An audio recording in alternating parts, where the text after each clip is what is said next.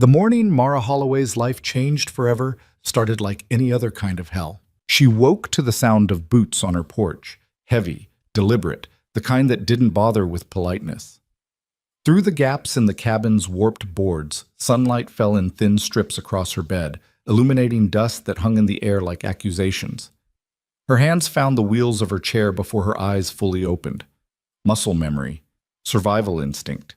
The same routine she'd performed every morning for the past 9 months, since the wagon accident that had stolen her legs and, apparently, her value to the world.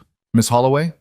The voice outside was male, unfamiliar, and carried the flat tone of someone delivering bad news professionally. "Need a word." Mara didn't answer immediately. She transferred herself from bed to chair with practiced efficiency, ignoring the burn in her shoulders, the persistent ache in her lower back that never quite left anymore. Her hands were calloused now, in places they'd never been before, across the palms, along the base of each finger. Teacher's hands once, soft from chalk dust and paper. Now they looked like they belonged to someone who'd been fighting for a long time. She rolled to the door and opened it just wide enough to see 3 men standing in her yard. The sun behind them turned their faces into shadows, but their postures told her everything. Collection agents. She'd seen enough of them lately to recognize the stance, weight shifted back, hands loose at their sides, expressions carefully neutral. They weren't here to hurt her. They were here to take things. "Miss Holloway," the middle one said again. He was younger than the others, probably thought that made him seem less threatening. "I'm Benjamin Porter, representing the Red Hollow Credit Exchange. We've sent notices." "I got them." "Then you know we're here about the outstanding debts on this property." He pulled a paper from his jacket, unfolding it with practiced care. "Medical expenses from Dr. Halloran, supply account at Brennan's store, emergency loan from the Territorial Bank. Total sum of $247, plus accumulated interest." "I know what I owe." Mara's voice came out harder than she intended. 9 months ago, she would have been apologetic, embarrassed, would have offered these men water, maybe biscuits if she had any, would have explained herself as if poverty required an explanation. "I'm working on it." Porter's expression didn't change, but something in his eyes softened. Pity. She hated that look more than contempt. "Ma'am, the town council's been patient, more patient than they needed to be considering, but without any real income coming in, and with the school position filled by Miss Carson now." The school position was mine, was being the relevant word. The man to Porter's left spoke up, older with a face like weathered leather. "Town needed a teacher who could stand at the front of a classroom, Miss Holloway. No offense intended, but facts are facts." Mara's hands tightened on her wheels. She wanted to argue, to point out that she'd been teaching Red Hollow's children since she was 23, that she knew every family in this valley, that a chair didn't make her less capable of conjugating verbs or teaching long division. But she'd had this argument before, in front of the council, in front of parents who suddenly couldn't meet her eyes. She'd lost then. Words wouldn't change anything now. "How long?" she asked. Porter glanced at the paper. "We're authorized to take possession of the property in 72 hours unless the debt is settled in full." 72 hours. 3 days to find nearly $300 in a town where most families survived on $50 a year. Mara felt something cold settle in her chest. Not panic, not yet. Just a kind of numb recognition. This was how it ended. Not dramatically, not with any dignity or fight. Just a quiet removal, a foreclosure notice. Another name forgotten by a town that had already moved on. "I understand," she said, and started to close the door. "Miss Holloway." Porter's boot stopped the door from shutting. He looked genuinely uncomfortable now. "If you have family, anyone who might—" "I don't." "Friends, then. Someone who could—" "Thank you for the notice, Mr. Porter." Mara pulled the door firmly shut, then sat very still in the darkness of her cabin, listening to the men's boots retreat across the dry earth outside. Through the window, she could see the spring, the only spring within 20 miles that hadn't dried up in the 3-year drought that had been slowly killing this valley. Water bubbled up from somewhere deep underground, creating a small pool surrounded by green grass that looked almost obscene against the brown desolation everywhere else. Her father had built this cabin beside that spring 40 years ago, back when Red Hollow had been nothing but a survey marker and a dream. He died here. Her mother, too. And Mara had always figured she would as well, eventually. Just not this soon. Not like this. She rolled to her small desk, really just a board laid across 2 stacks of crates, and pulled out the letter she'd been avoiding for 2 weeks. The handwriting was precise, official. Dear Miss Holloway, while we acknowledge your previous contributions to the educational development of Red Hollow, the school board has determined that physical presence and mobility are essential requirements for the position of primary instructor. They'd paid her through the end of the previous term, given her a month's severance, which she'd immediately spent on doctors who couldn't help and medicine that didn't work. Then they'd hired Sarah Carson, a young woman from Denver with proper credentials and, more importantly, 2 working legs. Sarah was perfectly nice, perfectly competent, perfectly everything Mara no longer was. The children had cried when Mara left. That was something, at least. She was still sitting there, staring at nothing, when she heard the horse. Not horses, plural, like the collection agents had ridden. Just one, moving slow and deliberate down the road that passed in front of her property. Mara rolled to the window and pulled back the thin curtain. The rider was tall enough that she noticed it even from a distance, well over 6 feet, with shoulders broad enough to suggest either hard labor or harder living. He wore dark clothes and a hat pulled low, and he rode like someone who'd spent more time in a saddle than out of one. As he drew closer, Mara could see more details. Face weathered by sun and wind, somewhere between 35 and 50, the kind of age the frontier carved into people, making them simultaneously younger and older than they should be. Dark hair, dark eyes. A rifle in a scabbard on his saddle, a revolver at his hip. Not unusual for this territory, but the way he wore them suggested they weren't just for show. He didn't ride past. He stopped directly in front of her cabin, studying the spring with the kind of attention people usually reserve for things they intended to take. Mara rolled back from the window. Strange men showing interest in her water wasn't new. She'd had 3 different ranchers try to negotiate access in the past year alone, but something about this one set her nerves on edge. Maybe it was the timing. Maybe it was the way he sat his horse, perfectly still, like a man who'd learned to wait out any situation. The knock when it came was firm but not aggressive. Mara considered not answering, considered pretending she wasn't home. But the man had clearly seen her at the window, and besides, hiding from problems had stopped being an option about the same time her legs stopped working. She opened the door. Up close, the stranger was even more imposing. Not just tall, but built solid, with the kind of presence that seemed to take up more space than his actual body occupied. His face was all hard angles, sharp jaw, high cheekbones, a nose that had been broken at least once. His eyes were the color of winter rivers, gray-blue and cold. He looked at her without any of the usual reactions.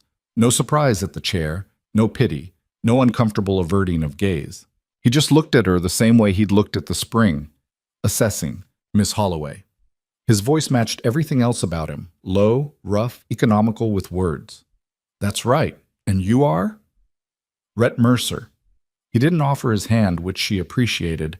Men always offered to shake, then looked awkward when they realized they had to bend down. Mind if I water my horse? It was a courtesy question. He could have just done it without asking, and they both knew it. But Mara nodded anyway. Go ahead. She watched as Mercer led his horse to the spring, let it drink its fill. He moved with deliberate care, no wasted motion. A man comfortable with silence and his own company. When the horse was satisfied, he stood there for a moment looking at the water, then at her cabin, then at the dry hills surrounding them. You're the school teacher, he said. Was. Heard about the accident, heard the town let you go. Mara's jaw tightened. News travels. Always does. Mercer turned to face her fully. Also heard you're 3 days from losing this place. That news traveled fast. Porter talks, especially after a few drinks. Mercer's expression didn't change, but something in his tone suggested he found Porter's indiscretion useful. $247? It wasn't a question, but Mara answered anyway. Plus interest. You have it? Would I be 3 days from foreclosure if I did? The corner of Mercer's mouth twitched. Not quite a smile, just acknowledgement of a fair point. Suppose not. He was quiet for a moment, still watching her with those cold, assessing eyes. I could help with that. Mara felt something tighten in her chest. Here it came. The offer that seemed generous on the surface but came with hooks underneath. She'd heard versions of it before, From Thomas Brennan at the general store, who'd suggested she could work off her debt in ways he'd left carefully vague. From Samuel Vance, who owned half the valley and wanted access to her spring badly enough to propose a partnership that would have left her with nothing. From well-meaning church women who clucked their tongues and suggested she might be happier in a charity home back east, somewhere she could be properly cared for. I'm not interested in charity, she said. Good, because I'm not offering any. Mercer walked back toward her porch, stopping a respectful distance away. I'm offering a business arrangement. What kind of arrangement? The kind where I pay off your debts and you give me something in return. Mara's hands tightened on her wheels. I don't have anything worth that kind of money, Mr. Mercer. You have this land, this spring. There it was. The real reason a stranger had ridden up to her door asking careful questions. Mara felt something bitter rise in her throat. The spring isn't for sale. I'm not asking to buy it. Mercer's eyes hadn't left her face. I'm asking to marry you for it. The words hung in the air between them, so unexpected that Mara almost laughed. Almost. But Mercer's expression remained perfectly serious, perfectly calm, like he'd just proposed the most reasonable business transaction in the world. You... what? Marriage. Mercer said the word like it was a contract clause, not a sacrament. Legal and binding. I pay your debts, get access to the spring and the land. You keep your home, keep your independence. We live separate lives unless necessity requires otherwise. Mara stared at him, trying to find the angle, the trap. Men didn't just ride up and propose marriage to crippled women out of business interest. There had to be something else. Why? She asked. Does it matter? It does if I'm supposed to believe this is a legitimate offer and not some scheme to steal my property the second I'm stupid enough to sign something. Mercer was quiet for a long moment, and Mara had the distinct impression he was deciding how much truth to give her. I need water rights, he said finally. Legal, uncontestable water rights. Marriage gives me that. Gives you financial security and protection. Protection from what? From men less honest than me who want this spring just as badly. It should have sounded arrogant, that claim of honesty from a man who just admitted he wanted to marry her for property rights. But something in the flat, matter-of-fact way he said it made Mara think he actually believed it. That in his particular moral economy, stating your self-interest clearly was a form of honor. This is insane, she said. It's practical. It's a trap. It's a choice. Mercer's eyes held hers. You can say no. Let the bank take this place in 3 days. Move to whatever charity arrangement people have lined up for the poor cripple who used to teach their children. Or you can say yes. Keep your home, and deal with a husband who'll leave you alone except when absolutely necessary. The words stung, partly because they were deliberately cruel, partly because they were absolutely true. Mara had heard the conversations, the whispered plans. The town's women were already organizing to send her east, to some charitable institution where she could live out her days doing light sewing or some other suitably sedentary occupation for the unfortunate. A living burial. I need time to think, she said. You have until sundown tomorrow. Mercer walked back to his horse, swung up into the saddle with easy grace. After that, I'm riding out. You'll have your foreclosure, and I'll find water somewhere else. Where are you staying? Hotel in town. He touched the brim of his hat, the first gesture toward conventional courtesy he'd made. Think carefully, Miss Holloway. Pride's a luxury. This land isn't. He rode away without waiting for a response, leaving Mara alone on her porch with an impossible decision and less than 24 hours to make it. Psych. That night, Mara didn't sleep. She rolled around her small cabin, touching things, the desk where she'd graded papers by lamplight, the shelf holding her father's few books, the cast-iron stove that had heated 1,000 simple meals. Every object felt weighted with memory, with the accumulated evidence of a life lived in one place. Losing this cabin wouldn't just mean losing shelter. It would mean losing the last physical proof that she'd existed here, that she'd mattered. But marriage to a stranger? Mara had never been particularly romantic. Frontier life didn't encourage it. She'd seen enough marriages of convenience, enough practical arrangements between people who needed each other's labor more than their love. But those couples had known each other at least, had shared meals at church socials, danced at barn raisings, built toward partnership even if passion never entered the equation. Rhett Mercer was a complete unknown. Dangerous, clearly. comfortable with violence given the way he wore those weapons. He'd shown up in Red Hollow with suspicious timing and suspiciously specific knowledge of her situation. Men didn't just stumble across drowning women and offer life preservers. They researched, they planned, which meant Mercer had been planning this. The question was why. Mara rolled to her desk and lit the lamp, pulling out paper and pencil. Her father had taught her to work through problems by writing them down. Assets on one side, liabilities on the other. Simple arithmetic for complicated decisions. If I say no, lose the cabin in 3 days, lose the land, the spring, everything. Accept charity from the town, at best. Live somewhere else, dependent on others. No income, no prospects, no future. If I say yes, keep the cabin. Well, keep the land, legally at least. Avoid charity, maintain some independence. Marry a stranger who might be dangerous. Give up any hope of real marriage, family, normal life. Live with someone I don't trust and can't control. When she put it like that, both options looked terrible. One guaranteed loss, the other possible catastrophe. But Mara had learned something in 9 months of rehabilitation, of forcing her body to do things it insisted were impossible. Catastrophe you could fight. Loss you just had to accept. She'd be damned if she went quietly into acceptance. Around midnight, she heard horses outside again.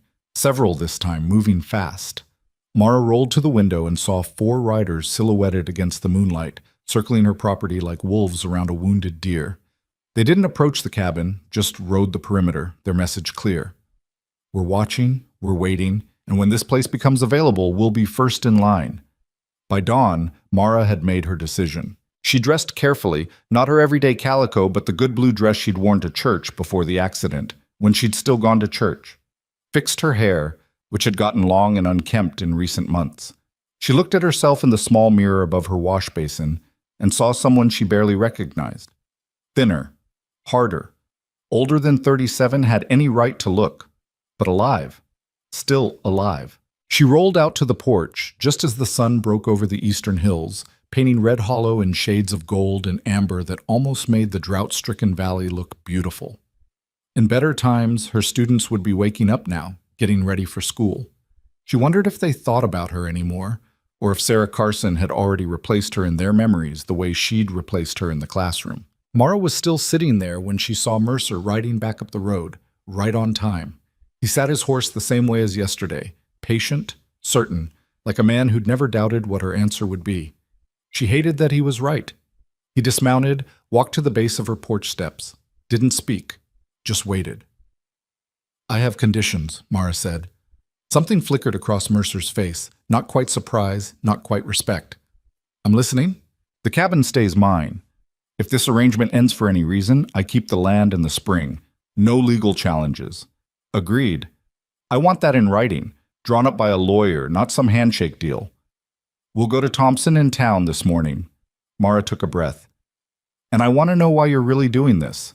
Not the water rights story, the truth. Mercer was quiet for a long moment. When he spoke, his voice was lower than before, stripped of its earlier clinical detachment. There's a group of men trying to buy up all the water rights in this valley. Wealthy men from back east who think they can turn frontier survival into profit. They're using legal pressure, intimidation, violence when necessary. Once they control the water, they control everything. Who farms, who ranches, who even gets to live here. And you're trying to stop them? I'm trying to take back something they stole from me. Mercer's jaw tightened, the first real emotion she'd seen from him. My family's ranch, 5 years ago. They forced my father into bankruptcy, took the land, used our water rights to leverage control over 3 neighboring properties. By the time I got back from working cattle drives up north, my father was dead, and the ranch belonged to a holding company that didn't even have a real name. So this is revenge. This is justice. Mercer met her eyes. Your spring connects to an underground river system that runs through half this valley. I've seen the geological surveys. Whoever controls this land controls access to that system. I marry you. I get legal standing to fight for those water rights. I win that fight. I can reclaim my father's ranch and break their hold on Red Hollow. It was the longest speech she'd heard from him, and the honesty in it felt almost dangerous, like he'd revealed more than he'd intended. Mara sat very still, processing. So, I'm not a wife, she said. I'm a weapon. You're a partner with different assets than me. Mercer stepped closer to the porch, looking up at her with those Winter River eyes. I won't lie to you, Miss Holloway. I won't pretend this is romance or rescue. But I will keep my word. You'll have your home, your independence, and my protection against anyone who tries to take either from you. That's more than most marriages offer. He was right, and Mara hated it. But hatred didn't change arithmetic. One more condition, she said. I want to teach again. Not in the town school. I know that's gone. But there are families scattered through this valley whose children can't make the ride to Red Hollow. I want to teach them. Here at the cabin, or wherever they can come. Mercer considered this. That would actually help. Give us a reason for people to visit this property regularly. Make it harder for anyone to claim we're not actively using the land. I'm not doing it for strategic reasons. I'm doing it because teaching is who I am. Doesn't matter why, as long as it gets done. Mercer held out his hand, this time not for a shake, but to help her down from the porch. We have an agreement then? Mara looked at his hand, scarred knuckles, calluses that matched her own new ones, strong enough to hurt if he chose, but also steady, reliable in its strength. She took it. We have an agreement, Mr. Mercer. Rhett, he said, pulling her chair down the steps with surprising care. If we're getting married, you should probably use my first name. Rhett, Mara repeated, and the name felt strange in her mouth. Foreign, like a word from a language she'd never learned to speak. They rode into Red Hollow together, Mara's chair secured in a small wagon Rhett had apparently brought with him. The town wasn't large, one main street with a general store, hotel, saloon, bank, and a handful of other businesses. But news traveled fast in small places, and by the time they reached the lawyer's office, Mara could feel eyes watching from every window, could practically hear the gossip sparking like wildfire. Did you see? The cripple and that drifter going to Thompson's office. You don't think... Thompson himself was a small, nervous man who looked perpetually worried that someone was about to sue him. He brightened considerably when Rhett produced a thick envelope of cash, payment for drawing up the marriage contract with Mara's conditions. Most unusual, Thompson muttered as he wrote, his pen scratching across the paper. Separate property clauses, reversion rights, stipulations about land use. This reads more like a business incorporation than a marriage license. That's exactly what it is, Mara said. Thompson glanced up at her, then at Rhett, then very quickly back at his paper. Well, it's your prerogative, of course, though I should mention that such arrangements can be challenged in court if the marriage appears to be fraudulent. It won't be fraudulent, Rhett cut in, his voice flat. We'll be legally married. We'll live on the same property.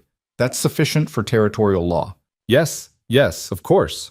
Thompson signed the document with a flourish, then pushed it across the desk. You'll need witnesses for the ceremony itself. I can provide those if you're planning to proceed today. Mara and Rhett looked at each other. They hadn't discussed timing, but there didn't seem to be any point in waiting. Porter and his collection agents would be back in less than 48 hours. Better to have the marriage done, the debts paid, before anyone could interfere. Today, Mara said. Thompson nodded and called in his clerk and secretary to witness. The ceremony itself took less than 5 minutes, Thompson reciting the legal formula in a bored monotone, Rhett and Mara speaking their required agreements, signatures on paper that would change everything. When it was done, Mara looked down at her left hand, now wearing a simple gold band that Rhett had produced from his pocket. It fit perfectly, which meant he'd somehow known her ring size. More planning, more evidence of how thoroughly he'd researched this trap he'd sprung on her. Except she'd walked into it willingly. That was the part that made her chest feel tight. They left Thompson's office as husband and wife, and Mara realized she felt exactly the same as she had an hour before. No different. No more married, just legally bound to a stranger who needed her land. Their next stop was the bank, where Rhett paid off her debts in full. Cash on the barrel, enough to make the bank manager's eyebrows climb toward his hairline. Then to Brennan's store, settling her supply account. Then to the doctor's office, closing out medical bills. By noon, Mara Holloway, now Mara Mercer, though the name still felt like someone else's, was free of debt for the first time in 9 months. She should have felt relieved. Instead, she felt like she'd traded one kind of owing for another, and this new debt didn't have a clear price. Your things, Rhett said as they prepared to leave town. You'll need to pack. We're moving to my place. Mara's stomach dropped. I thought I was keeping the cabin. You are. Legally, it's yours. But we can't live separately. Too easy for someone to claim the marriage is a sham. We live together at my ranch, maintain the cabin as a second property. He must have seen something in her face because his voice softened slightly. It's not far, 5 miles north. You can visit the cabin whenever you want. Use it for your teaching. And your ranch? What's it like? Functional, Rhett said, which told her exactly nothing. They rode back to the cabin in silence, and Mara spent the journey trying not to think about what she'd just done. Married a stranger. Agreed to leave her home. Tied her survival to a man whose true motives she still didn't fully understand. By the time they reached the cabin, the sun was starting its descent toward the western hills. Mara packed quickly. Clothes, books, her father's pocket watch, the few possessions that mattered. Rhett loaded everything into the wagon without comment, his movements efficient and impersonal. She took one last look at the cabin before they left. It looked smaller than she remembered, more fragile. Or maybe she was just seeing it through different eyes now, the eyes of someone who'd lost and reclaimed it in the same breath. Ready? Rhett asked. Mara wasn't sure she'd ever be ready, but she nodded anyway. They rode north as the sun set, painting the valley in shades of blood and gold, and Mara watched her old life disappear behind her with every turn of the wagon wheels. Ahead lay Rhett Mercer's ranch, his secrets, his war with wealthy men who saw the frontier as something to be conquered and controlled. And somewhere in that future, Mara would have to figure out who she was now. Not the woman who'd lost everything, not the teacher the town had forgotten. Someone new. Someone harder. Someone who'd said yes when every instinct had screamed to refuse, because survival mattered more than pride, and sometimes the wrong choice was the only choice left. The ranch appeared as darkness fell, a low-slung house surrounded by empty corrals and fields that should have held cattle but didn't. It looked abandoned, half dead, like everything else in this drought-starved valley. Rhett helped her down from the wagon, carried her chair to the porch without being asked. "I'll get your things," he said, then paused. "There's a room on the main floor, south side, gets good light. I figure you'd want that." He'd already thought about it, already planned for her limitations, her needs. Mara didn't know whether to be grateful or unnerved. "Thank you," she said, and meant it. She rolled into what was now her home, into a marriage that wasn't a marriage, into a future built on secrets and water and desperation. Behind her, Rhett unloaded her life from the wagon, and somewhere in the darkness, Red Hollow settled into another drought-starved night, unaware that the balance of power in the valley had just shifted. Mara sat in her new room, in her new prison, in her new chance, and wondered which of those three things would define what came next. Only time would tell. And in Red Hollow, time was the one thing nobody had enough of. The first week of marriage passed in a silence so complete it felt like its own kind of violence. Rhett left before dawn each morning, returning only after dark, covered in dust and smelling of horse sweat and something metallic that Mara eventually recognized as gun oil. He barely spoke except to confirm she had what she needed: water, food, firewood. Their conversations were transactional, stripped of anything resembling intimacy or even basic human warmth. "You need anything from town?" "No." "There's venison in the cold box. Should last a few days." "Fine. I'll be gone tomorrow. Back by nightfall." "Understood." It was exactly what he'd promised. A marriage in name only, separate lives under one roof. Mara told herself this was what she wanted, what she'd agreed to. But the loneliness of it hit harder than she'd expected, settling into her bones like the autumn cold that was starting to creep through the valley. The ranch house itself was bigger than her cabin, but just as sparse. 4 rooms, kitchen, sitting area, 2 bedrooms. The furniture was functional but worn, the kind that had been used hard and maintained poorly. No curtains on the windows, no rugs on the floors, nothing decorative or soft. A man's space, built for survival rather than living. Mara spent those first days exploring her new prison, mapping the distances between rooms, learning which floorboards creaked and which doorways were wide enough for her chair to pass through easily. The bedroom Rhett had given her was indeed on the south side, with windows that caught the morning sun. He'd cleared it completely before she arrived. No furniture except a bed, a washstand, and a sturdy table he'd apparently built specifically for her to use as a desk. The consideration in that gesture unsettled her more than indifference would have. On the 8th day, she woke to find Rhett hadn't left at dawn. Instead, he was outside her window, building something. The sound of hammer on wood pulled her from sleep, and she rolled to the window to see him constructing a ramp from her bedroom door to the ground. Not a temporary solution, but a proper structure, carefully measured and solidly built. She watched him work for 20 minutes before rolling outside. The morning air was cold enough to see her breath, and she'd wrapped a shawl around her shoulders against the chill. "You don't have to do that," she said. Rhett didn't stop hammering. "Door's got a 6-inch step. You shouldn't have to wait for me to lift your chair every time you want to go outside." "I've managed steps before. Not saying you can't. Saying you shouldn't have to." He drove another nail home with 3 precise strikes, then stood back to check the angle. "This way you can come and go as you please. More independent." There was that word again, independent. He'd used it in his proposal, in the contract negotiations, as if it were currency he was trading for access to her land. But watching him build this ramp with his own hands, taking measurements twice to get the slope exactly right, Mara wasn't sure what to make of it. "Why are you being kind?" The question came out more confrontational than she'd intended. Rhett looked at her then, and his expression was difficult to read. "This isn't kindness. It's maintenance. You're my wife now, at least on paper. People will judge my character by how I treat you. Man who mistreats a woman in a chair isn't just cruel. He's a coward. I need people to respect me if I'm going to fight for those water rights." Of course. Everything was strategy with him, every gesture calculated for its effect on public opinion. Mara should have expected that, should have known better than to mistake practical consideration for actual care. "I see," she said, hating how small her voice sounded. Something flickered across Rhett's face, frustration, maybe, or regret. He set down the hammer and walked over to her, close enough that she had to tilt her head back to meet his eyes. "You asked me to be honest with you," he said. "That's what I'm doing. I won't lie and pretend I built this ramp because I care about your feelings, or because I'm some kind of hero. But that doesn't mean I want you to suffer unnecessarily. There's a difference between using someone and hurting them." "Is there?" Mara's hands tightened on her wheels. "Because from where I'm sitting, it feels like the same thing." "Then you haven't been hurt badly enough yet to know the difference." Rhett's voice went flat, and Mara realized she'd touched something raw. He turned back to the ramp. "I'll have this finished by noon. After that, I need to ride to the eastern section. There's a rancher out there named Colby who might know something about the survey records I'm looking for."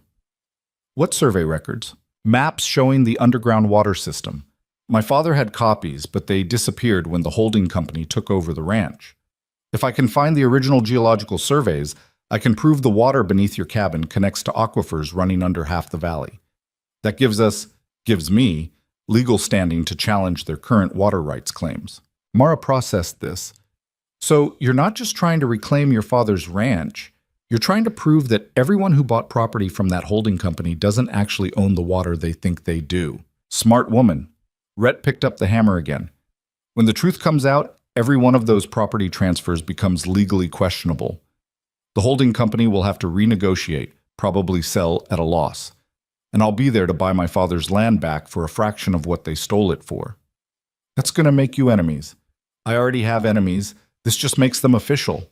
Mara watched him work for a moment longer, then rolled back inside. Her head was spinning with the implications of what he'd told her. She'd known this marriage was part of some larger plan, but hearing the scope of it laid out so baldly was different.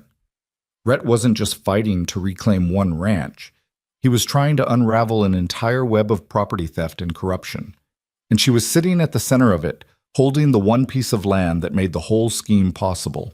The weight of that realization sat heavy on her chest for the rest of the morning. By afternoon, Rhett had finished the ramp and ridden out, leaving Mara alone with her thoughts and the vast silence of the empty ranch. She spent an hour rolling around the property, testing the limits of where her chair could go. The ground was uneven in places, making progress difficult, but the ramp opened up possibilities she hadn't had at the cabin. She could access the kitchen directly now, could roll out to the well without assistance, could move through this space without constantly waiting for someone to help her. Freedom was a relative term, but this felt close enough. She was heading back inside when she noticed fresh wheel tracks in the dirt, not from Rhett's horse, but from a wagon. Someone had been here recently, probably while she was inside earlier.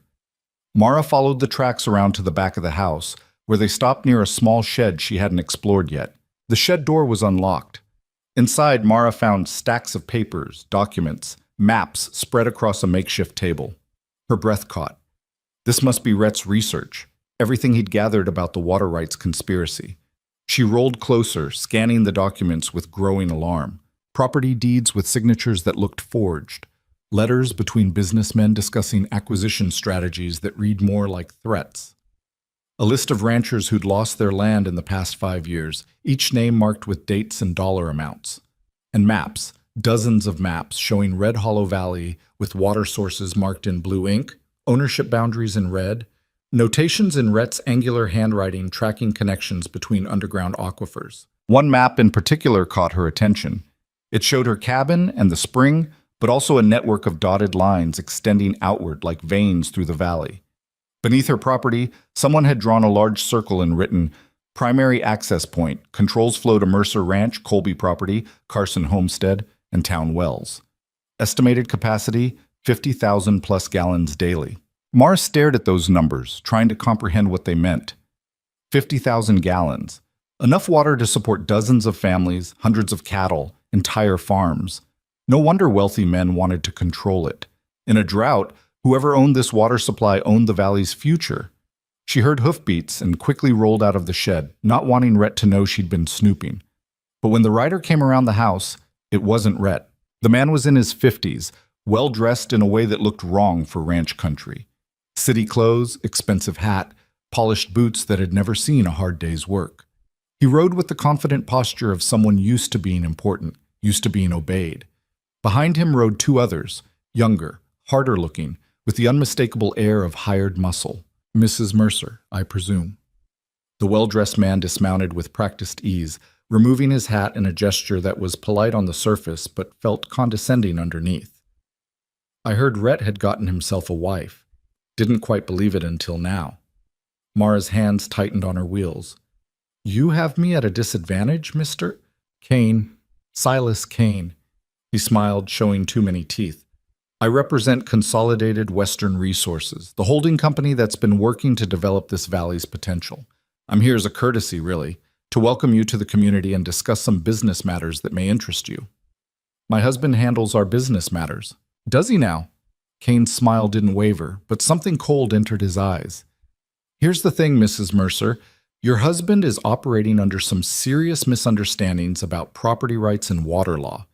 He seems to think that marrying you gives him some kind of legal standing to challenge legitimate business transactions.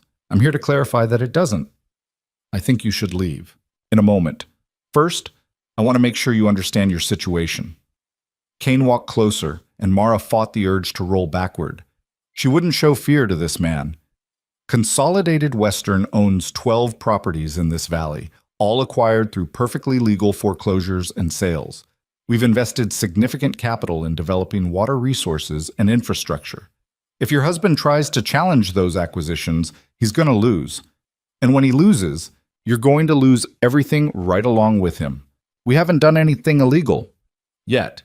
Kane glanced at the shed, and Mara's stomach dropped. Had he seen her come out of it? But interfering with established water rights, spreading false claims about property ownership, encouraging landowners to break their existing contracts, those things could very easily become illegal, could even become dangerous. The threat was barely veiled. Mara felt cold despite the afternoon sun. My husband isn't afraid of you, she said, hoping it was true. No, probably not. Rhett never was smart enough to be properly afraid. Kane put his hat back on. But you seem like a reasonable woman, smart enough to know that this valley has room for people who cooperate and no room for people who don't. Your little cabin, that pretty spring, those could stay safe and secure, or they could become very problematic very quickly. Accidents happen on the frontier, Mrs. Mercer. Fires start, fences break. Sometimes people even get hurt. Are you threatening me? I'm educating you. Kane swung back up into his saddle. Talk to your husband. Make him understand that fighting Consolidated Western is a fight he can't win, because if he doesn't figure that out on his own, we'll have to teach him the hard way. And you'll be standing right next to him when the lesson starts. He rode off, his two men following, leaving Mara alone with her racing heart and the sick certainty that everything Rhett had told her was true, and possibly worse than he'd described. She was still sitting there when Rhett returned an hour later, his face grim. "Colby's dead," he said without preamble. "Found him this morning in his barn. They're calling it an accident, saying he was kicked by his horse. But Colby's been handling horses for 40 years. He didn't get killed by one unless someone helped it along." Mara's throat went dry. "Kane was here." Rhett went very still. "What did he say?" She told him everything, the threats, the warnings, the barely concealed promise of violence. Rhett listened without interrupting, his face growing harder with each sentence. "I should have known they'd come after you directly," he said when she finished. "Should have had someone here watching the place." "You didn't answer my question from this morning," Mara said, "about why you're being kind. Was that true, what you said, that it's all just strategy?" Rhett looked at her for a long moment. "Does it matter?" "It does to me." He sighed, a sound like exhaustion made audible. "I built that ramp because I know what it's like to have your independence stolen. To be trapped in a situation where you can't move, can't act, can't do a damn thing except watch, while people take everything from you. Maybe it's strategy. Maybe it's guilt. Maybe I'm just trying to be less of a bastard than my circumstances require. Take your pick." It wasn't quite an admission of caring, but it was closer than anything else he'd given her. Mara found herself believing it, or at least wanting to believe it. "Colby," she said, changing the subject before the moment could become something neither of them knew how to handle. "You said they killed him?" "Can't prove it, but he was supposed to meet me today, said he had documents that might help. Now he's dead, and whatever papers he had are probably already burned." Rhett walked to the shed, checked inside, then came back looking even grimmer. "Did Kane see you coming out of here?" "I don't know. Maybe." "Then we need to move all this tonight. If they know where I keep my research, they'll come back for it." He paused. "You looked at the documents." It wasn't a question. Mara nodded. "Then you understand what we're up against." Kane wasn't exaggerating. Consolidated Western has deep pockets and no conscience. They've already killed at least 3 people that I know of, made it look like accidents or natural causes. They're good at this, Mara. They've been doing it for years across half a dozen territories. Then why fight them? If they're that dangerous, that powerful, because someone has to. Rhett's voice was sharp with something that might have been anger or might have been grief. "My father tried to play by the rules, hired lawyers, filed official complaints, went through proper channels. They destroyed him anyway, made him watch while they stole everything he'd built, then let him die knowing he'd failed. I won't make his mistake. I won't be polite about this." Mara heard the rage beneath his words, recognized it because she'd felt something similar when the town council had stripped her of her teaching position. That helpless fury of watching systems that were supposed to protect you instead conspire against you. "What do you need from me?" she asked. Rhett looked surprised by the question. "What do you mean?" "You married me because you needed access to my land. Fine. But if we're fighting these people, if they're already threatening us, then I need to be part of the plan, not just a piece of property you're protecting. So what do you need from me?" For the first time since she'd met him, Rhett smiled. It was slight, barely there, but real. "I need you to start teaching again," he said. "Spread word that you're offering lessons to any family that can bring their children here. Make this place active, visible, hard to attack without drawing attention. And while you're teaching, I need you to listen. Families talk around teachers. You'll hear things I can't. Complaints about water access, pressure from Consolidated, who's being threatened or bought off. Information we can use. You want me to spy on my students' families. I want you to pay attention. There's a difference." Maybe there was. Or maybe Rhett was just good at making questionable things sound reasonable. But Mara found herself nodding anyway, because what choice did she have? She'd married into this fight the moment she'd said yes to his proposal. "I'll need supplies," she said. "Books, slates, chalk, the basics. Make a list. I'll get everything you need." Rhett glanced at the darkening sky. "For now, help me move these documents inside. We'll hide them under the floorboards in your room. They won't expect us to keep important papers in the cripple's bedroom." The casual cruelty of that phrasing stung, but Mara recognized it as honesty rather than malice. That was exactly what people would think, that the invalid wife was irrelevant, harmless, not worth paying attention to. They spent the next 2 hours transferring documents, Rhett carrying armloads of papers while Mara organized them inside. As they worked, she found herself studying him more carefully. He moved with efficiency, but also with signs of wear, a slight limp she hadn't noticed before, scars on his hands that spoke of violence, the way he sometimes pressed a hand to his ribs as if they pained him. "You're hurt," she said. "Old injury. Acts up in cold weather." "From what?" "A disagreement with the man who didn't want to sell his property." Rhett knelt to pry up one of the floorboards, revealing a hollow space beneath. Turned out he was more stubborn than I expected. Broke 3 of my ribs before I convinced him otherwise. "Did you kill him?" The question came out before Mara could stop it.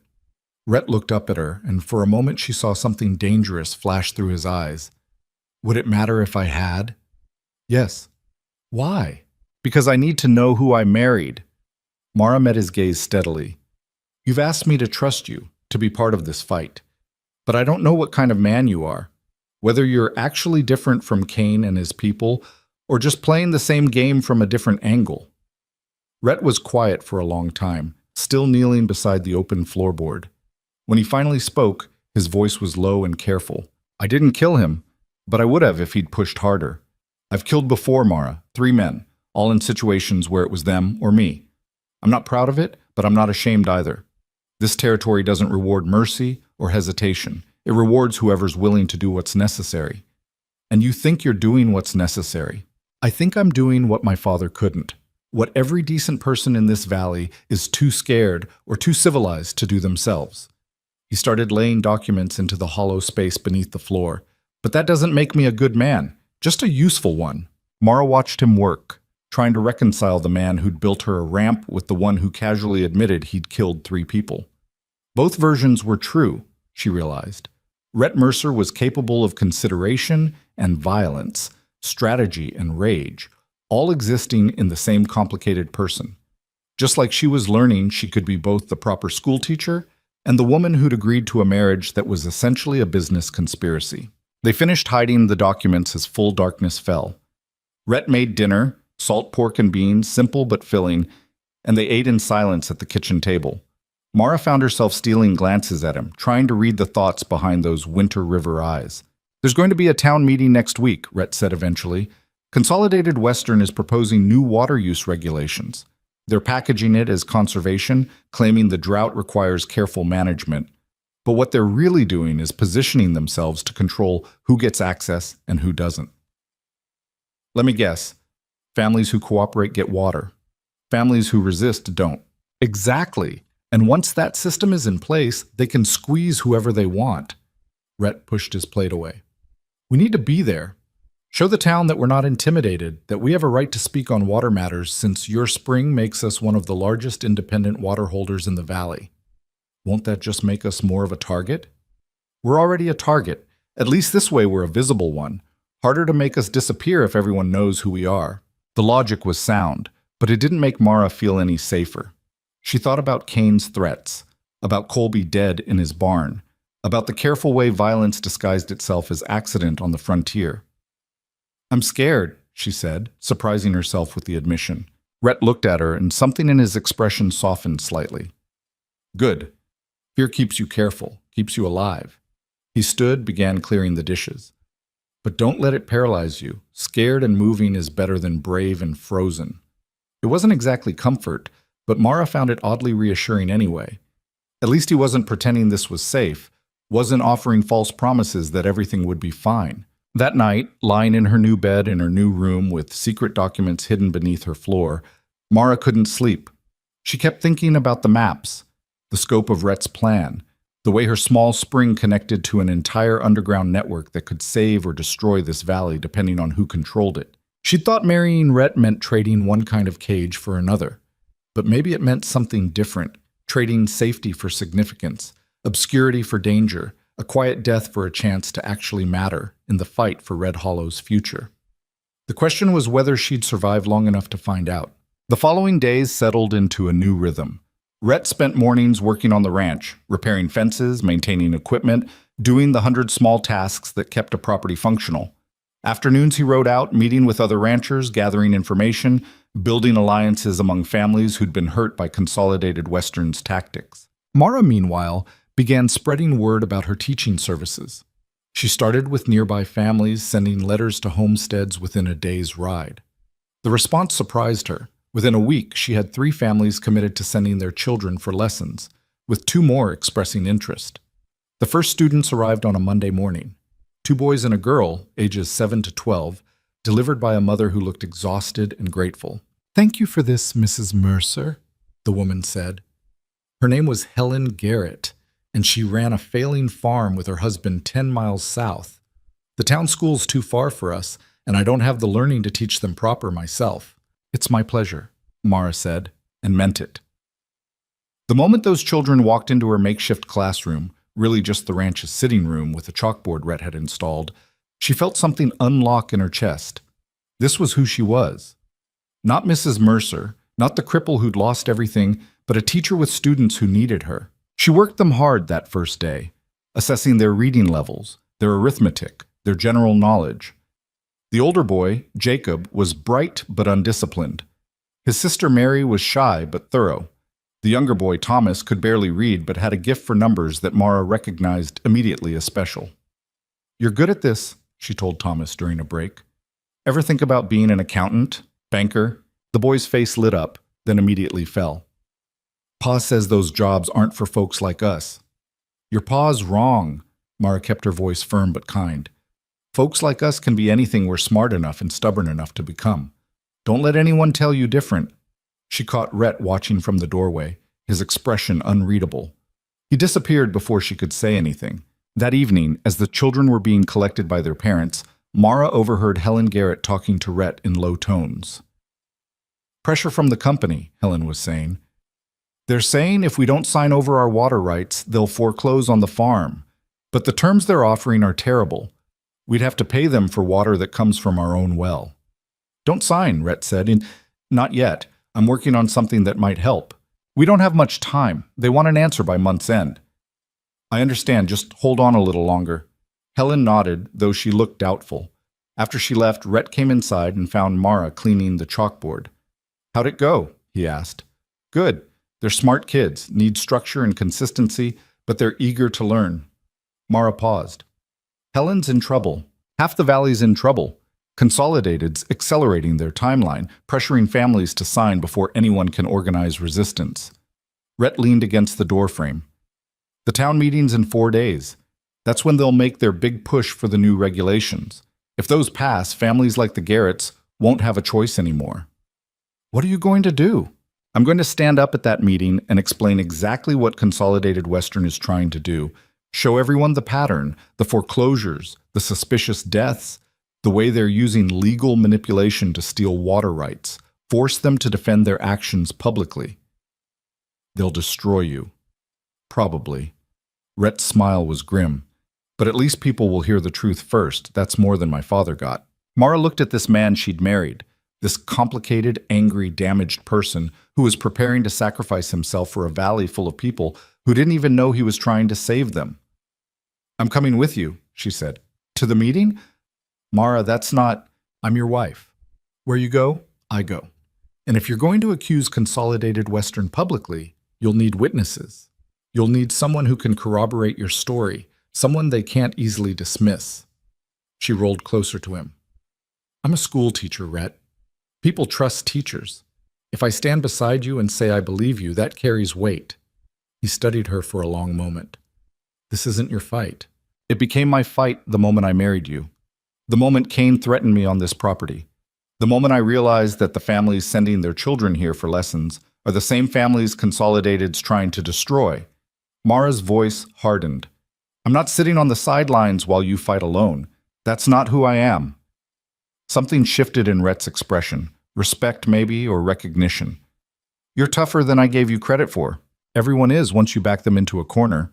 Mara turned back to the chalkboard. "Now tell me everything you're planning to say at that meeting.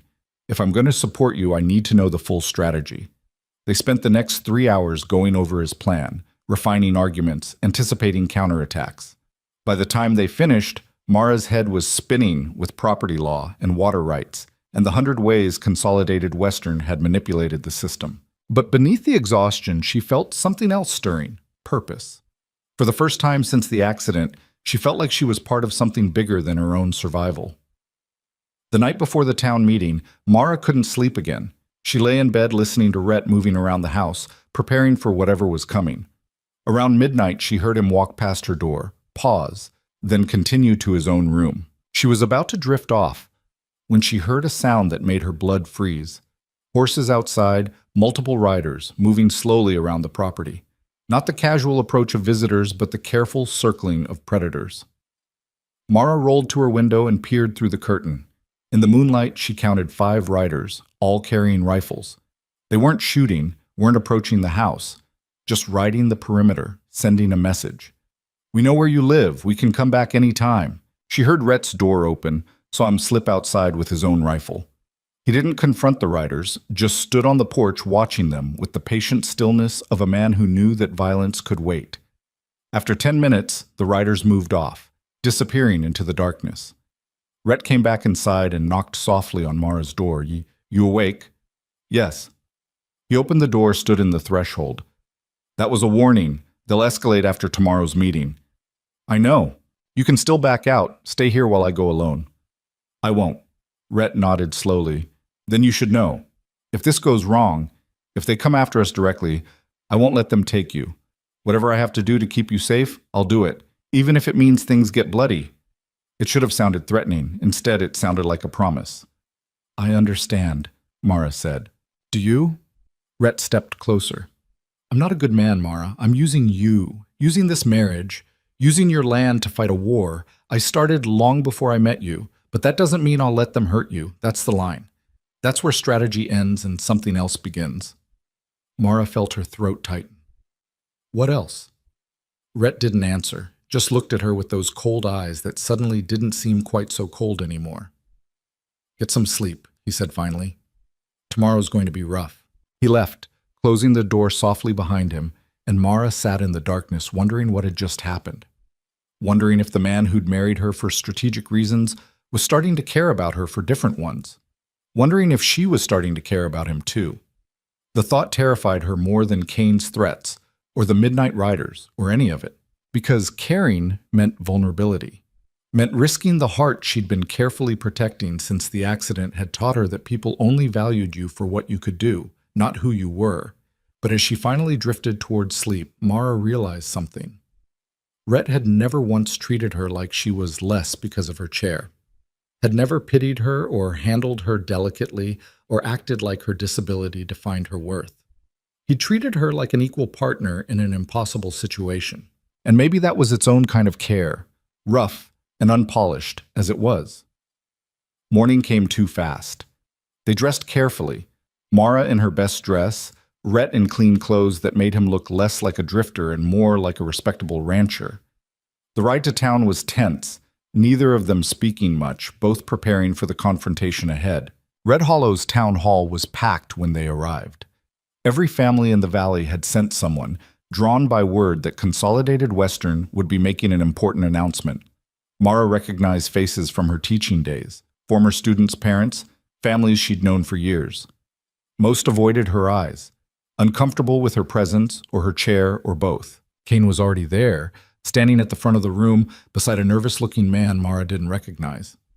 When Kane saw Rhett and Mara enter, his expression hardened into something ugly. "Well," he said loudly enough for everyone to hear, "look who decided to join us, Mr. and Mrs. Mercer, troublemakers extraordinaire." The room went silent. Rhett helped position Mara's chair, then stood beside her, his hand resting casually on her shoulder. The gesture looked protective, possessive even, and Mara understood immediately what he was doing, showing the town they were united, that attacking one meant attacking both. "We're here to participate in a public meeting about water rights," Rhett said calmly, "unless Consolidated Western has a problem with citizens exercising their voice." "Not at all," Kane said, though his smile was sharp. "We welcome all input, even from people who don't understand the first thing about proper water management." The meeting began. The nervous man, apparently a territorial water commissioner, explained the proposed regulations in dense legal language that clearly bored most of the audience. But Mara listened carefully, noting the critical details. The regulations would establish a permit system for all water use. Permits would be issued by a committee chosen by, surprise, Consolidated Western. Appeals would go through Consolidated's lawyers. Violations would result in fines or property seizure. It was a trap disguised as bureaucracy. Once these regulations passed, Consolidated would control every drop of water in the valley. When the commissioner finished, Kane stood up to address the room. "These regulations are for everyone's protection," he said smoothly. "The drought's getting worse. We need coordinated management to ensure fair distribution. Consolidated Western is willing to shoulder the burden of administration. At what cost?" Rhett's voice cut through the room. Kane's smile didn't waver. "I'm sorry, did you have a comment, Mr. Mercer?" "I have several." Rhett stepped forward, and Mara felt the room's attention shift entirely to him. "First, these regulations aren't about conservation. They're about control. Consolidated Western wants to decide who gets water and who doesn't, which means they'll decide who gets to stay in this valley and who gets forced out." Murmurs rippled through the crowd. Kane's expression darkened. "Second," Rhett continued, "Consolidated Western's entire presence in this valley is built on fraud. They've acquired 12 properties through foreclosures they engineered, deaths that were suspiciously convenient, and legal manipulations that wouldn't hold up under proper scrutiny." "That's a serious accusation," Kane said coldly. "Do you have proof?" "I have patterns. Rancher refuses to sell. Suddenly, his credit's called in by banks that Consolidated controls. Farmer tries to fight back. Suddenly, there's an accident. Property owner discovers water on his land. Suddenly, Consolidated shows up with surveys that claim the water belongs to them." Rhett's voice grew harder. "My father was one of those property owners, Samuel Mercer, in case anyone here remembers him. He fought Consolidated for 3 years, and 3 years later he was dead, and they owned everything he'd built." The room went silent. Several older ranchers were nodding. They remembered. "Your father," Kane said carefully, "died of natural causes. Heart failure, if I recall correctly. After 3 years of constant legal harassment and financial pressure. After watching his life's work get stolen piece by piece. You might not have put a bullet in him, Kane, but you killed him just as surely." Kane's mask of politeness finally cracked. "You're upset, Mr. Mercer. Understandably so. But personal grief doesn't excuse slander. Consolidated Western operates within the law, a law you've rigged in your favor." Rhett pulled out a document from his coat. "I have here a copy of the geological survey conducted on my father's property 5 years ago. It shows an underground aquifer system running through his land. That survey mysteriously disappeared from public records right after Consolidated took ownership. Convenient, since if people knew about that aquifer, they might question how Consolidated suddenly claimed water rights to properties a mile away." He walked forward, placed the document on the commissioner's table. "That aquifer connects to the spring on my wife's property. The same spring that Consolidated tried to acquire before I married her. They wanted it because it gives access to the entire underground system that legally belongs to the individual property owners above it, not to any holding company." Mara watched Kane's face turn red. "You're making a spectacle of yourself. These theories aren't theories."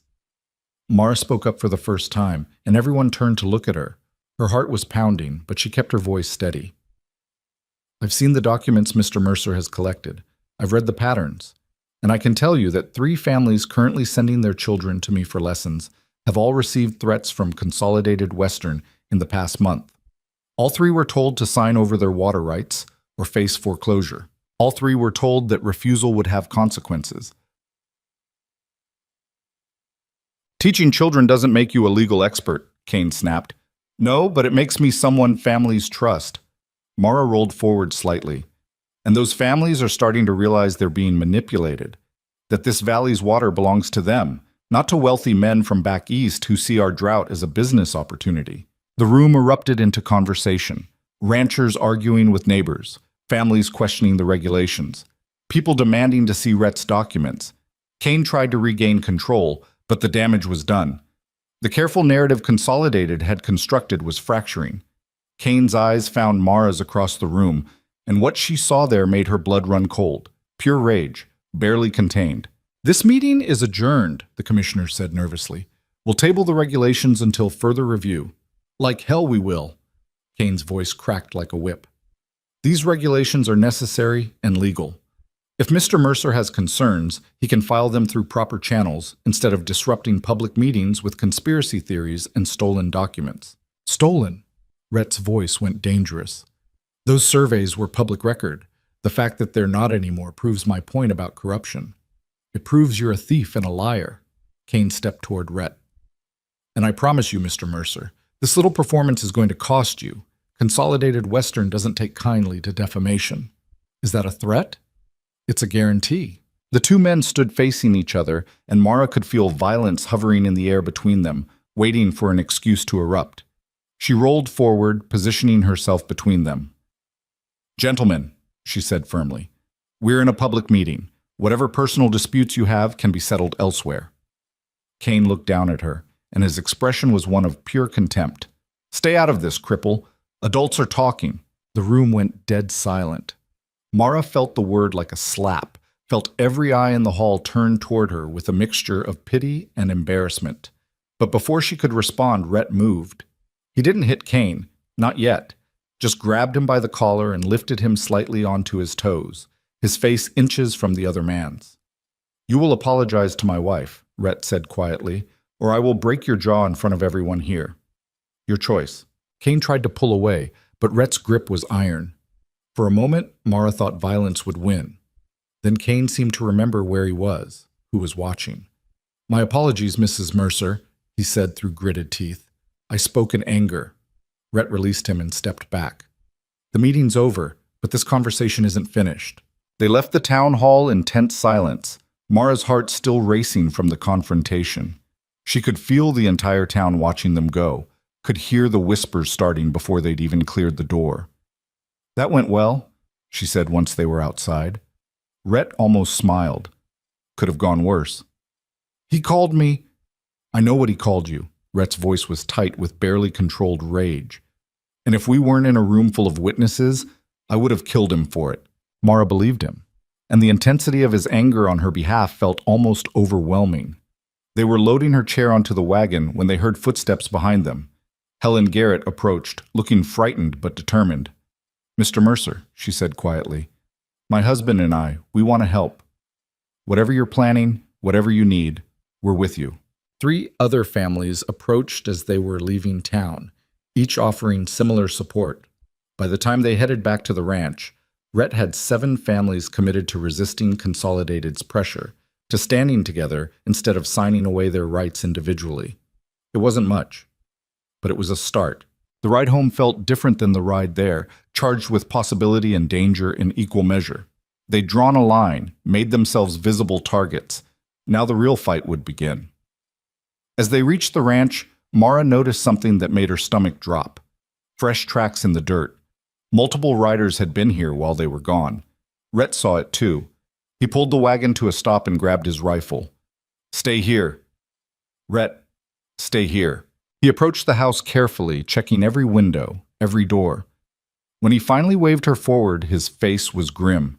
Inside, the house had been searched, not ransacked, too professional for that. But drawers had been opened, papers rifled through, furniture moved slightly. They'd been looking for something. Mara's blood ran cold. The documents. They rushed to her room. The floorboards looked undisturbed, but when Rhett pried them up, they found the hollow space empty. Every document, every map, every piece of evidence he'd collected, gone. They knew, Rhett said quietly.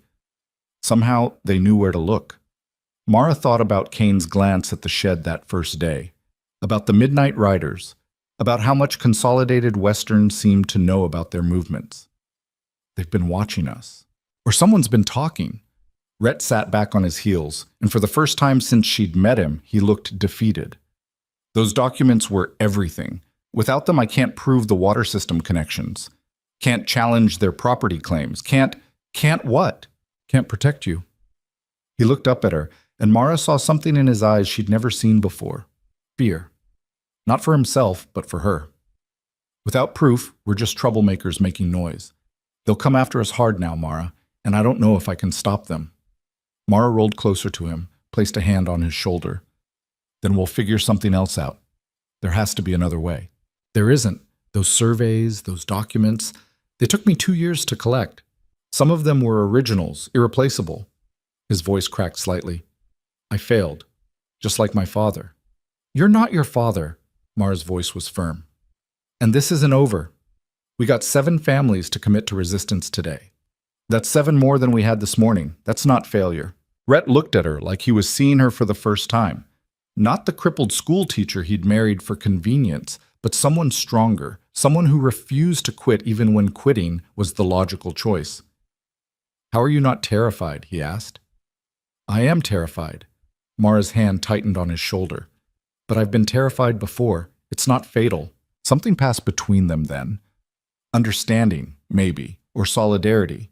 The recognition that they were both broken people trying to fight a battle that was probably unwinnable, and somehow that shared impossibility mattered more than victory. Rhett stood, helped her back into her chair. We should eat something, figure out next steps. They made dinner together, moving around the kitchen in a silence that was different now, less distant, more companionable. As they ate, they talked through options, strategies, backup plans. None of them were good, but having any plan felt better than nothing. That night, after the dishes were cleaned and the house was locked tight, Rhett stopped at Mara's door again. Thank you, he said. For what? For standing with me today. For not leaving when you saw how bad this really is. Mara smiled slightly. Where would I go? You're stuck with me, Mercer. He almost smiled back. Almost. Then he said something that made her chest tighten. I'm glad. He left before she could respond, and Mara sat alone in her room wondering when exactly this marriage of convenience had started becoming something else. Something real. Something that, in the middle of all this danger and chaos, felt like the first honest thing that had happened to her since the accident stole her legs and the town stole her future. Outside, storm clouds were gathering over Red Hollow, and somewhere in the darkness, enemies were planning their next move. But for now, in this moment, Mara had a purpose, a partner, and a reason to fight. It would have to be enough. The retaliation came faster than either of them expected. 2 days after the town meeting, the Garrett farm burned. Helen's husband managed to get the family out, but the barn and half their winter supplies went up in flames that could be seen for miles. The territorial marshal ruled it an accident, lantern oil, dry hay, careless mistake. But everyone knew better. Everyone understood the message. Rhett rode out as soon as he heard, returning that evening with Helen and her 3 children in tow. The woman looked like she'd aged 10 years in 2 days, her eyes hollow with exhaustion and fear. They came in the night, Helen told Mara, while Rhett settled the children in the spare room. 2 men, maybe 3. We heard horses, smelled smoke, and by the time we got outside, the whole barn was lit. My husband tried to fight the fire, but she shook her head. It was too late. Everything we had stored for winter, gone. Did you see their faces? They wore masks, but one of them had a scar here. Helen touched her left cheek. Same man who came with Kane when they tried to make us sign the water rights over. Mara felt cold rage settle in her stomach. How long can you stay here? Don't know. Few days, maybe. But we can't impose. You're not imposing. You're staying as long as you need to. Mara reached across the table, squeezed Helen's hand. That's what this fight means. We protect each other. Helen's eyes filled with tears. My husband wants to sign. Wants to give them what they want so they'll leave us alone. I told him it won't make a difference. Once they know you'll break, they'll just take more. Your husband's scared. That's understandable. He's a coward. Helen's voice cracked. And maybe he's right to be. Maybe we should have just given them what they wanted from the start. Mara understood the impulse, the desperate hope that surrender would buy safety, that cooperation would earn mercy. She'd felt the same way after the accident, when the town had offered her that charity home back east. The temptation to just give up, to stop fighting, to let someone else decide her future. But mercy from people like Kane was a lie. Surrender just meant dying on your knees instead of your feet. You did the right thing, Mara said firmly. Coming here, refusing to break. Your children are watching, Helen. What you show them now, that's what they'll remember when they're grown, whether their mother gave up or kept fighting. Helen wiped her eyes, managed a weak smile. You sound like a teacher. I am a teacher, and one thing I've learned, Children are stronger than we give them credit for.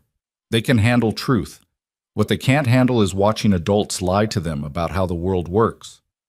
They were interrupted by Rhett coming back inside, his expression grim. 3 more farms hit tonight. 1 south of here, 2 east. Same pattern. Fires, masked riders, no witnesses. The marshal's calling it a crime wave, says he's investigating. He's not going to do anything, Helen said bitterly. No, Rhett agreed. He's not. Consolidated owns him same as they own half the territorial government. He poured himself coffee with hands that weren't quite steady. We're running out of time. They're escalating, trying to break the resistance before it can organize properly. Then we organize faster, Mara said. How many families committed to standing with us? 7 at the meeting, probably lost 2 after tonight's fires, maybe 3. So we have 4. That's enough to start with. Rhett looked at her like she'd lost her mind.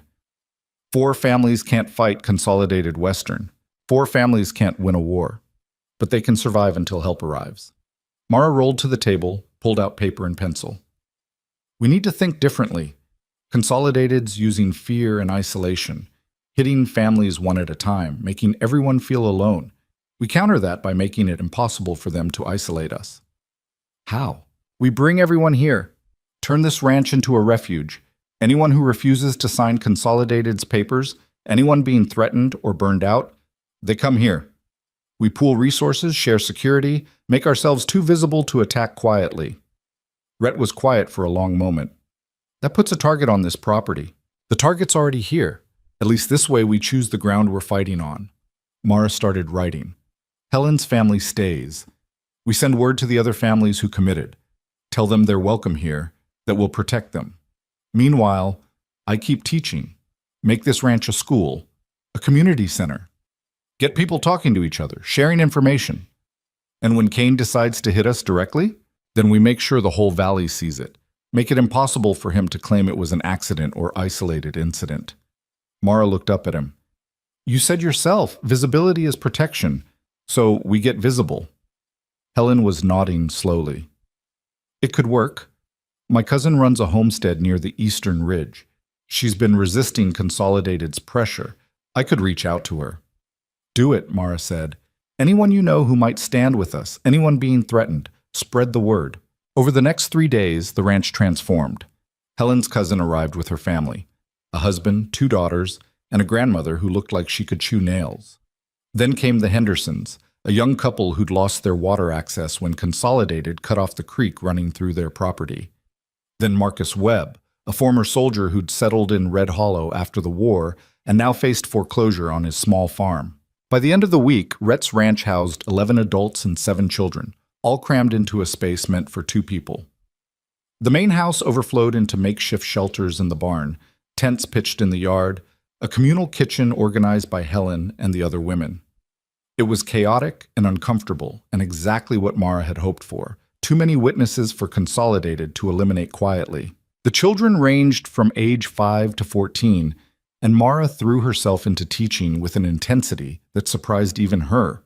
Every morning, weather permitting, she held classes outside where the whole valley could see.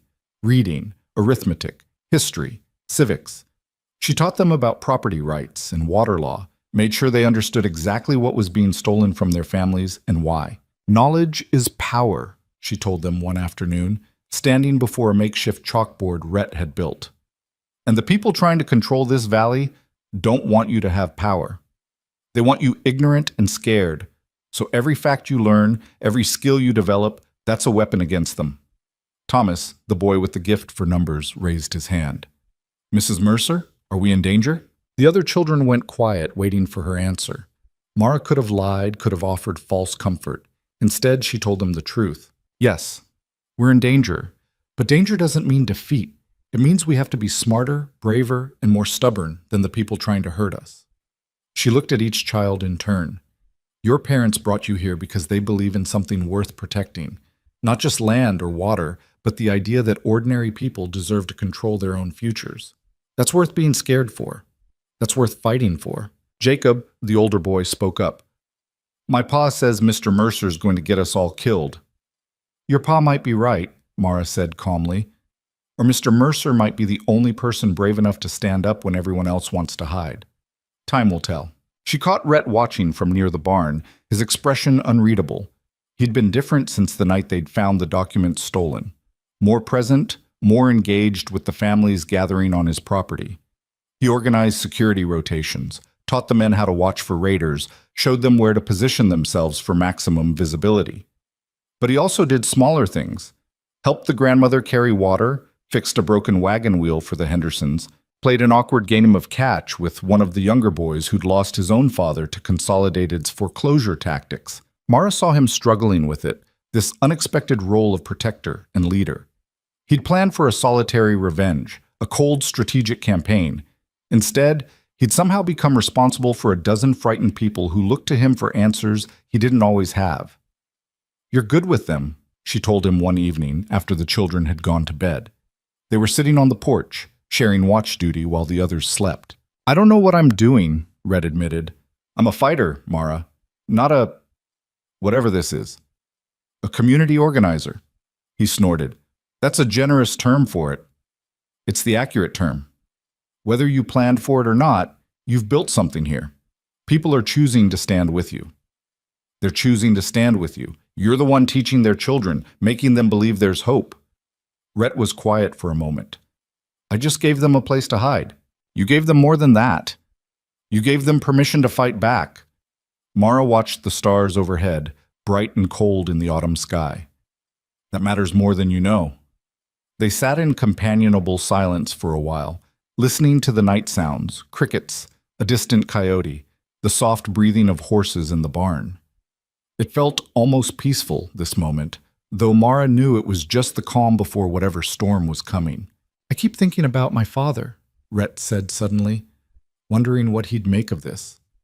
He tried to fight them legally, respectably, died believing he'd failed because he couldn't beat them at their own game. "You think he'd approve of your methods?" "I think he'd be horrified. But he'd also still be alive if he'd fought dirty from the start." Rhett's voice went hard. "The frontier doesn't reward honor, Mara. It rewards whoever's willing to survive by any means necessary." "Is that what you're doing? Surviving? What else is there?" "Living? There's a difference." Rhett looked at her then, and something in his expression made Mara's breath catch. "You think I'm not living?" "I think you're so focused on revenge that you've forgotten what you're actually fighting for. It's not just about taking back your father's ranch anymore, Rhett. It's about all these people who trust you, about the valley's future, about you?" The words hung between them, heavy with implication. Mara felt her heart beating too fast. "About all of us," she said carefully. "We're in this together now." "That's not what I asked." Mara met his eyes, saw something there she hadn't allowed herself to acknowledge before. Want. Not just strategic interest or protective duty, but genuine human want. The kind that complicated everything. "I don't know what you're asking," she said, which was a lie. She knew exactly what he was asking. Rhett reached out slowly, giving her time to pull away, and touched her face. His hand was rough with calluses, warm despite the cool night. "I'm asking if this marriage is still just a business arrangement to you, or if it started becoming something else." Mara should have pulled away, should have reminded him of their agreement, kept things professional and distant. Instead, she found herself leaning into his touch.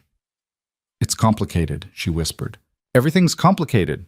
Rhett's thumb traced her cheekbone, gentle, despite the violence she knew those hands were capable of. "But that doesn't answer the question." Before Mara could respond, they heard shouting from inside the house. They both moved instantly, Rhett grabbing his rifle while Mara rolled toward the door. Inside, Marcus Webb stood by the window, pointing toward the eastern ridge. "Riders," he said urgently. "At least a dozen, coming fast." Everyone woke at once, the house erupting into controlled chaos. The women gathered the children into the main bedroom, the safest room with the fewest windows. The men grabbed weapons and spread out, taking defensive positions. Mara positioned herself where she could see the approaching riders, her heart hammering. Rhett stood on the porch, rifle ready but not raised, waiting. The riders came into the yard and stopped just beyond rifle range. In the moonlight, Mara recognized Kane's silhouette in the lead. But the man beside him was new, older, expensively dressed even for a midnight raid, sitting his horse with the confidence of someone who'd never faced real consequences for anything. "Mercer," Kane called out, "we need to talk." "Talk from there," Rhett called back. "You're not welcome closer. This is Elias Whitmore," Kane said, gesturing to the man beside him. "He's the Territorial Director for Consolidated Western Resources. Came all the way from Denver to meet you. That's quite an honor." "I'm not impressed." Whitmore spoke then, his voice carrying the cultured accent of East Coast education. "Mr. Mercer, I understand you have grievances with our company. I'm here to offer a reasonable resolution. The only resolution I want is my father's property returned, and your company out of this valley. That's not reasonable. That's fantasy." Whitmore urged his horse a few steps closer. "But what I can offer is generous compensation for your cooperation. $50,000 to be exact. In exchange, you cease your campaign against Consolidated, convince these families to accept our terms, and sign over your wife's water rights to proper management." The silence that followed was absolute. $50,000 was more money than most people in Red Hollow would see in a lifetime. It was enough to start over anywhere, to buy land far from this drought-stricken valley and never look back.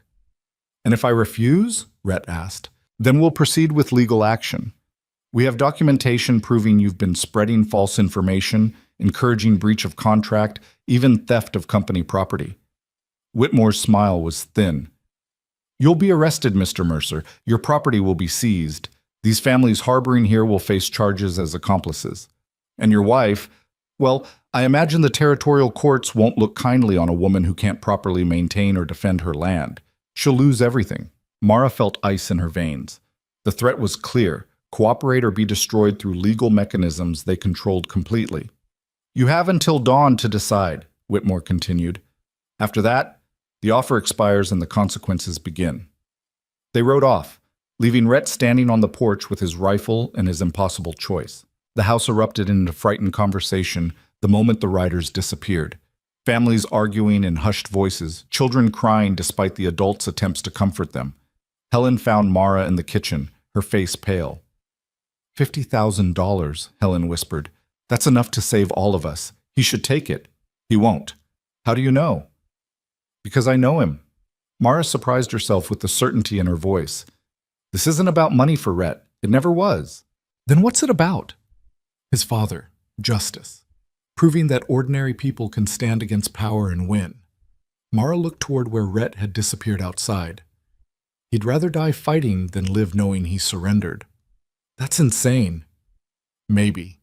But it's also the only thing keeping any of us safe right now. The moment Rhett breaks, we all become targets again. At least this way we're protected by his stubbornness." Helen shook her head, but didn't argue further. Over the next hour, Mara watched families fracture over the decision. Marcus Webb wanted to stay and fight. The Hendersons wanted to take the offer. Helen's cousin thought they should scatter, each family fending for themselves. Only the grandmother remained certain. "Running just means dying tired," the old woman said firmly. "I've seen it before. Men like Whitmore don't keep promises. They make offers to identify who's willing to betray their neighbors, then they crush everyone anyway." Mara found Rhett an hour before dawn standing by the corral where his horse waited. He wasn't preparing to ride out, just standing there in the darkness, shoulders tense with the weight of his decision. "Everyone's waiting to hear what you'll do," Mara said quietly. "I know. $50,000 could save lives, Rhett. Could give these families a fresh start. It could, if Whitmore actually meant it." Rhett turned to face her. "But he doesn't. This is a test. He's trying to figure out if I can be bought, if the resistance can be fractured. The moment I take that money, he'll find reasons why half of it has to go to administrative fees. He'll require these families to sign new contracts with worse terms. He'll bleed everyone dry while making it look like my fault." "You can't know that for certain." "Yes, I can. Because that's what they did to my father. Made him an offer, convinced him to trust their process, then used his cooperation against him." Rhett's jaw tightened. "I won't make his mistake." "Even if it means people get hurt?" "People are already getting hurt. The question is whether they get hurt fighting or get hurt surrendering." He stepped closer to her. "What do you think I should do?" Mara was quiet for a long moment. "I think you should be honest with everyone. Tell them exactly what you just told me. Why you believe the offer's a trap? Then let them choose. Some might leave. That's their right. And if they all leave, then we fight alone. Mara reached for his hand, held it tight. But I don't think they will. These families didn't come here because they believe in you, Rhett. They came because they're out of options, same as me. And people without options are either the most dangerous or the most desperate. We need to help them become the former. Rhett squeezed her hand back, and for a moment they just stood there in the pre-dawn darkness, two broken people holding on to each other while the world threatened to collapse around them. When dawn broke, Rhett called everyone together. The families gathered in the yard, tired and frightened and waiting for answers. Mara positioned herself where everyone could see her. Not hidden, not protected, but standing visibly beside Rhett as his partner. "I'm refusing Whitmore's offer," Rhett said without preamble. "I believe it's a trap designed to break our unity and make us easier to control. But this fight isn't just mine anymore. You all have families, futures, lives that matter, so I'm giving each of you a choice." He pulled out a stack of bills. His own money, Mara realized, the cash he'd been saving for supplies and emergencies. "Anyone who wants to leave can take enough money to get established somewhere new. I won't judge you, won't think less of you. You came here because you were desperate, not because you signed up for a war. If you want out, take the money and go. No questions asked." The families looked at each other, uncertain. Marcus Webb spoke first. "I'm staying. Consolidated stole my farm, my livelihood. I've got nothing left to lose and nowhere else to go." "I'm staying too," Helen said, surprising herself as much as everyone else. "My husband's already left. Took the wagon this morning, said he was done fighting. But I have children who need to see their mother stand for something. So I'm staying." One by one, families made their choices. The Hendersons left, taking Rhett's money with guilty thanks. Helen's cousins stayed. The grandmother stayed, saying she was too old to start running now. By the time the sun fully cleared the horizon, Rhett still had 7 adults and 5 children committed to the fight. It wasn't many, but it was enough. That afternoon, Mara was teaching the children their letters when a single rider approached. Not Kane or Whitmore's men, but a younger man wearing a deputy's star. He looked nervous, kept glancing over his shoulder like he expected someone to stop him. "Mrs. Mercer?" He dismounted carefully. "I'm Deputy Frank Morrison. I need to speak with you and your husband." Rhett came out from the barn, hand near his gun. "What do you want?" Morrison held up empty hands. "I'm not here officially. I'm here because my conscience won't let me stay quiet anymore." He pulled a folded paper from his jacket. "This is a warrant for your arrest, Mr. Mercer. It'll be served tomorrow at noon. The charges are fraud, theft of company property, and inciting criminal conspiracy." "That's ridiculous," Mara said. "Rhett hasn't stolen anything." "I know. But Consolidated's lawyers have documentation that says otherwise. Forged, probably, but it'll hold up long enough to get him in jail. And once he's there..." Morrison's voice dropped. "Prisoners have accidents, fall down stairs, provoke other inmates, get sick from bad food. No one asks too many questions." Rhett's expression didn't change. "Why are you telling me this?" "Because my brother lost his farm to Consolidated 3 years ago. Died 6 months later, broken and bankrupt. I wore this badge thinking I could help people, but all I do is enforce laws that protect the wealthy and crush everyone else." Morrison looked at the families gathered in the yard. "I'm done being part of that system." "You're risking your job," Mara said. "Maybe worse." "I know, but I've got to be able to look at myself in the mirror. This is what that costs." Morrison climbed back on his horse. "I don't know how to help you fight them, Mr. Mercer, but I won't be part of arresting you for a crime you didn't commit. That's all I can offer." He rode away before anyone could respond, leaving them with 12 hours before the warrant would be served. The families gathered again, this time with real fear setting in. If Rhett was arrested, the whole resistance collapsed. Without his leadership, his strategic thinking, his sheer, stubborn refusal to break, they were just scattered families with nowhere to go. "We could run," Marcus suggested, "get Rhett out of the territory before they can arrest him." "Then they seize this property and everyone here becomes homeless," Rhett countered. "Running doesn't solve anything. Staying means they arrest you, probably kill you." Helen's voice shook. "What good does your death do anyone?" "It exposes them, makes them show their hand publicly." Rhett looked around at the anxious faces. "But that only works if someone's watching, someone who can document what happens and spread the truth." Mara understood immediately what he was planning. You want to force a confrontation, make them arrest you in front of witnesses, make it impossible to claim it was quiet or legal. Exactly. If I disappear in the night, no one cares. But if I'm arrested in broad daylight, in front of families and children, with deputies reading charges everyone knows are false, that becomes a story. Stories spread.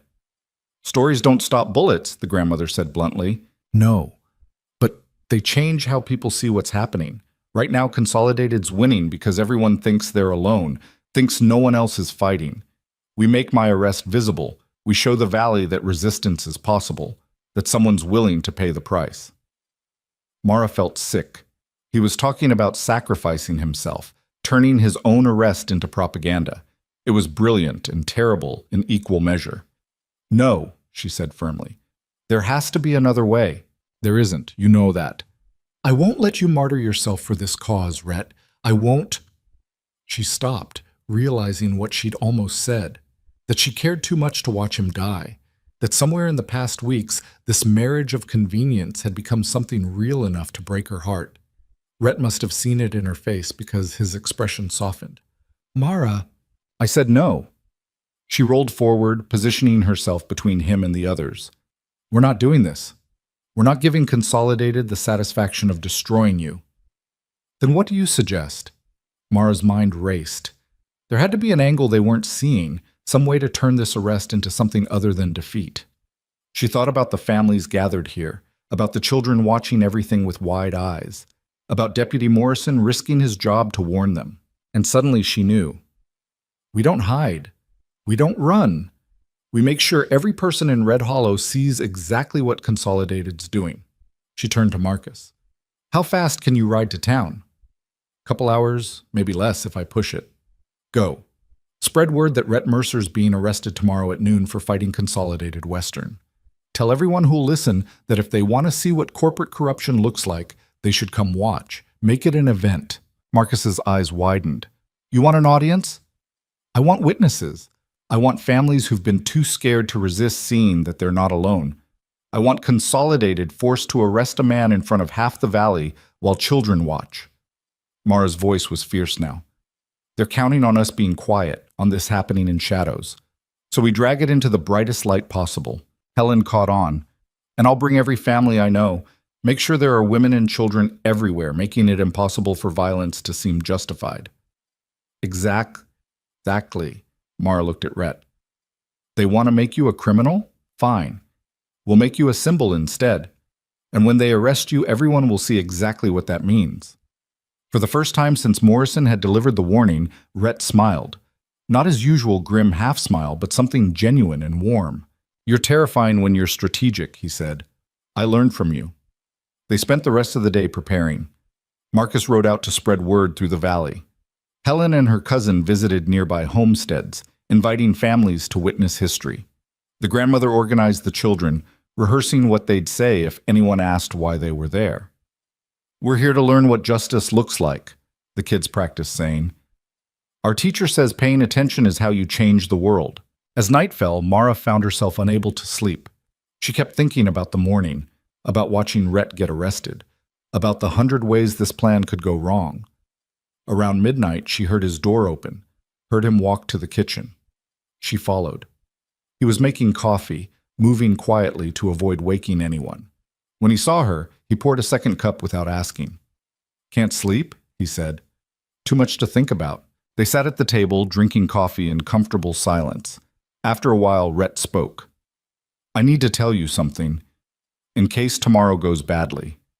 Don't listen. His voice was gentle but firm. If I don't make it back, if they kill me in that jail cell, there's a letter hidden in the barn. Top beam, eastern corner. It's got instructions for filing claims with the territorial governor, names of officials who might actually help, everything you need to keep fighting without me. Mara's throat tightened. Rhett, and there's something else in that letter. Something I should have said weeks ago but didn't know how. He reached across the table, took her hand. I didn't marry you just for the water rights, Mara. I mean, that's why I started this, why I showed up at your cabin that first day. But it stopped being just strategy pretty quickly. When? When you refused to be grateful. When you demanded to know the truth instead of accepting comfortable lies. His thumb traced circles on her palm. I expected to marry a victim who'd be quietly thankful for rescue. Instead, I got a partner who's stronger than I am. I'm not stronger. You are. You've lost more than I have, and you're not consumed by revenge. You're still building things, teaching children, creating hope. That's harder than anything I've done. Mara felt tears threatening. Why are you telling me this now? Because tomorrow I might not get another chance. And I need you to know that whatever happens, this marriage became real for me. You became real for me. I care about you, Mara, not as a strategic asset or a means to an end, but as the woman I want to wake up beside every morning for whatever future we can build. The words hung between them, enormous and terrifying, and exactly what Mara needed to hear. She stood, rolled to where he sat, close enough that their knees touched. I care about you too, she whispered. I didn't want to, didn't plan to. But somewhere between your terrible proposal and now, you became the most important person in my life. And I'm not losing you tomorrow. I won't let that happen. Rhett cupped her face in both hands, leaned down, and kissed her. It wasn't gentle or romantic or anything like the kisses in novels. It was desperate and fierce and full of all the words neither of them knew how to say. Mara kissed him back with everything she had, pouring months of loneliness and fear and hope into that single moment. When they finally broke apart, both breathing hard, Rhett rested his forehead against hers. Whatever happens tomorrow, he started. We face it together, Mara finished. That's what partners do. They sat like that for a long time, holding each other in the quiet kitchen while the rest of the house slept and morning crept closer. For once, Mara wasn't thinking about her chair or her limitations or her lost teaching position. She was just existing in this moment with this complicated, damaged man who'd somehow become her home. Dawn came too fast. By 10 in the morning, people were gathering at the ranch. Families from across the valley, drawn by Marcus's message and their own curiosity about what Consolidated Western was really doing. By 11, there were at least 40 people in the yard, more than Mara had dared hope for. The children sat at the front, holding slates and looking serious. The women clustered together, forming a protective barrier. The men stood behind them, armed but not threatening, just visibly present. When the deputies arrived at noon, they found themselves facing something they clearly hadn't expected. A crowd of witnesses, all watching silently, all making it impossible for this arrest to happen quietly. The lead deputy, not Morrison, but an older man with a hard face, read the charges from horseback. Rhett Mercer, you're under arrest for fraud, theft of company documents, and criminal conspiracy to interfere with lawful business operations. Those charges are false, Rhett said calmly, and everyone here knows it. That's for a judge to decide. Come peacefully, and this goes easy. I'll come, but I want everyone here to see what's happening. Consolidated Western's arresting me because I exposed their illegal water rights theft. They're using law enforcement to silence opposition, and they're doing it in front of your children. The deputy's jaw tightened. You're making this harder than it needs to be. I'm making it honest. Rhett looked at the crowd. Remember this. Remember that standing up for what's right means paying a price, but staying silent costs more. They put him in manacles and loaded him into a wagon. The whole time, 40 people watched in silence. The children were crying. The women looked furious. The men's hands kept drifting toward weapons they didn't dare draw. As the wagon started rolling, Mara called out, I'm coming too! The deputy started to protest, but she cut him off. That's my husband you're taking. I have a right to accompany him to town. They couldn't refuse without looking worse than they already did, so they allowed it. Mara's chair was loaded onto a second wagon, and she rode behind Rhett's wagon with Marcus driving, while the crowd followed at a distance. By the time they reached Red Hollow, half the town had turned out to watch. The arrest that was supposed to happen quietly had become a spectacle, exactly as Mara had planned. People lined the street, whispering behind their hands, watching with dawning understanding as Rhett Mercer was paraded through town like a criminal for the crime of fighting powerful men. They locked him in the town jail, a small building with 2 cells and a part-time marshal who looked deeply uncomfortable with the situation. Mara parked herself outside the jail's door and refused to move. I'm staying right here, she announced to anyone who'd listen. If they're going to kill my husband, they'll have to do it with me watching. The marshal tried to make her leave, but she wouldn't budge. Soon other women joined her, Helen, Marcus's wife, a dozen others. They set up a vigil outside the jail, making it clear that nothing would happen to Rhett without witnesses. Inside, visible through the barred window, Rhett sat calmly on his cell's cot, looking almost peaceful despite the circumstances. He caught Mara's eye through the window and smiled, a real smile, full of pride and affection, and something that might have been hope. They turned his arrest into theater, made Consolidated's corruption visible, forced the Valley to choose sides. Now they just had to survive whatever came next. As the sun set on Red Hollow, Mara sat vigil outside the jail, with a growing crowd of women and children, all refusing to leave, all silently declaring that they would not let injustice happen in darkness. Somewhere in Denver, Elias Whitmore was probably realizing his tactical arrest had backfired spectacularly. And in that jail cell, Rhett Mercer sat waiting, not as a defeated criminal, but as a symbol of resistance that couldn't be quietly eliminated. The battle for Red Hollow's future had entered its next phase, and Mara Mercer, the woman the frontier had tried to forget, was leading the charge. The vigil outside the jail stretched into its second night. Mara's back ached from sitting in her chair for so long, and exhaustion pulled at her eyes like weights, but she refused to leave. Around her, the women took shifts, some sleeping in wagons parked nearby, others keeping watch, all maintaining the silent presence that said Rhett Mercer would not die alone in the darkness. Inside, through the barred window, Mara could see Rhett pacing his cell. The marshal had allowed her to speak with him briefly that first evening, 5 minutes of hurried conversation through iron bars while a deputy stood guard. "They're planning something," Rhett had told her quietly. "Kane visited an hour ago. Didn't say much, just stood outside the cell and smiled. That's worse than threats. We won't let them touch you. Mara, if they decide to move me, transport me to a territorial prison, or claim I need medical attention, you can't stop them. And once I'm away from witnesses, then we make sure you're never away from witnesses." Mara had gripped the bars separating them. "Trust me, I'm not the helpless teacher you married anymore." He'd almost smiled at that. "You were never helpless. I just didn't see it right away." Now, on the second night, the crowd had thinned slightly. People had farms to run, children to feed, lives that couldn't pause indefinitely. But a core group remained, maybe 15 women and twice as many men positioned strategically around the jail. Marcus had organized them into rotating watches, making sure someone was always paying attention. Around midnight, Mara heard horses, multiple riders, approaching from the south. She sat up straighter, her hand instinctively moving to the revolver Rhett had given her weeks ago. She barely knew how to use it, but the weight was comforting anyway. The riders resolved into Kane and 6 of his men, all armed. They stopped at the edge of the vigil, and Kane dismounted with deliberate slowness. "Mrs. Mercer," he said, his voice carrying the false politeness of someone who'd already decided you were beneath them. "This protest of yours is getting tiresome. Your husband's been arrested legally. He'll receive a fair trial." "When?" Mara cut him off. "It's been 2 days and no trial date has been set. No lawyer allowed to see him. No formal charges read before a judge. That's not justice, Mr. Kane. That's kidnapping with a badge." Several of the watching women murmured agreement. Kane's jaw tightened. "The legal process takes time, Mrs. Mercer. Your husband will receive all the protections afforded under territorial law. The same law that's allowed Consolidated Western to steal a dozen properties? The same law that ruled every suspicious fire and convenient death an accident?" Mara rolled forward slightly, making Kane step back. "We're not stupid, Mr. Kane. We know what you're doing. And we're making sure everyone else knows too." "Is that a threat?"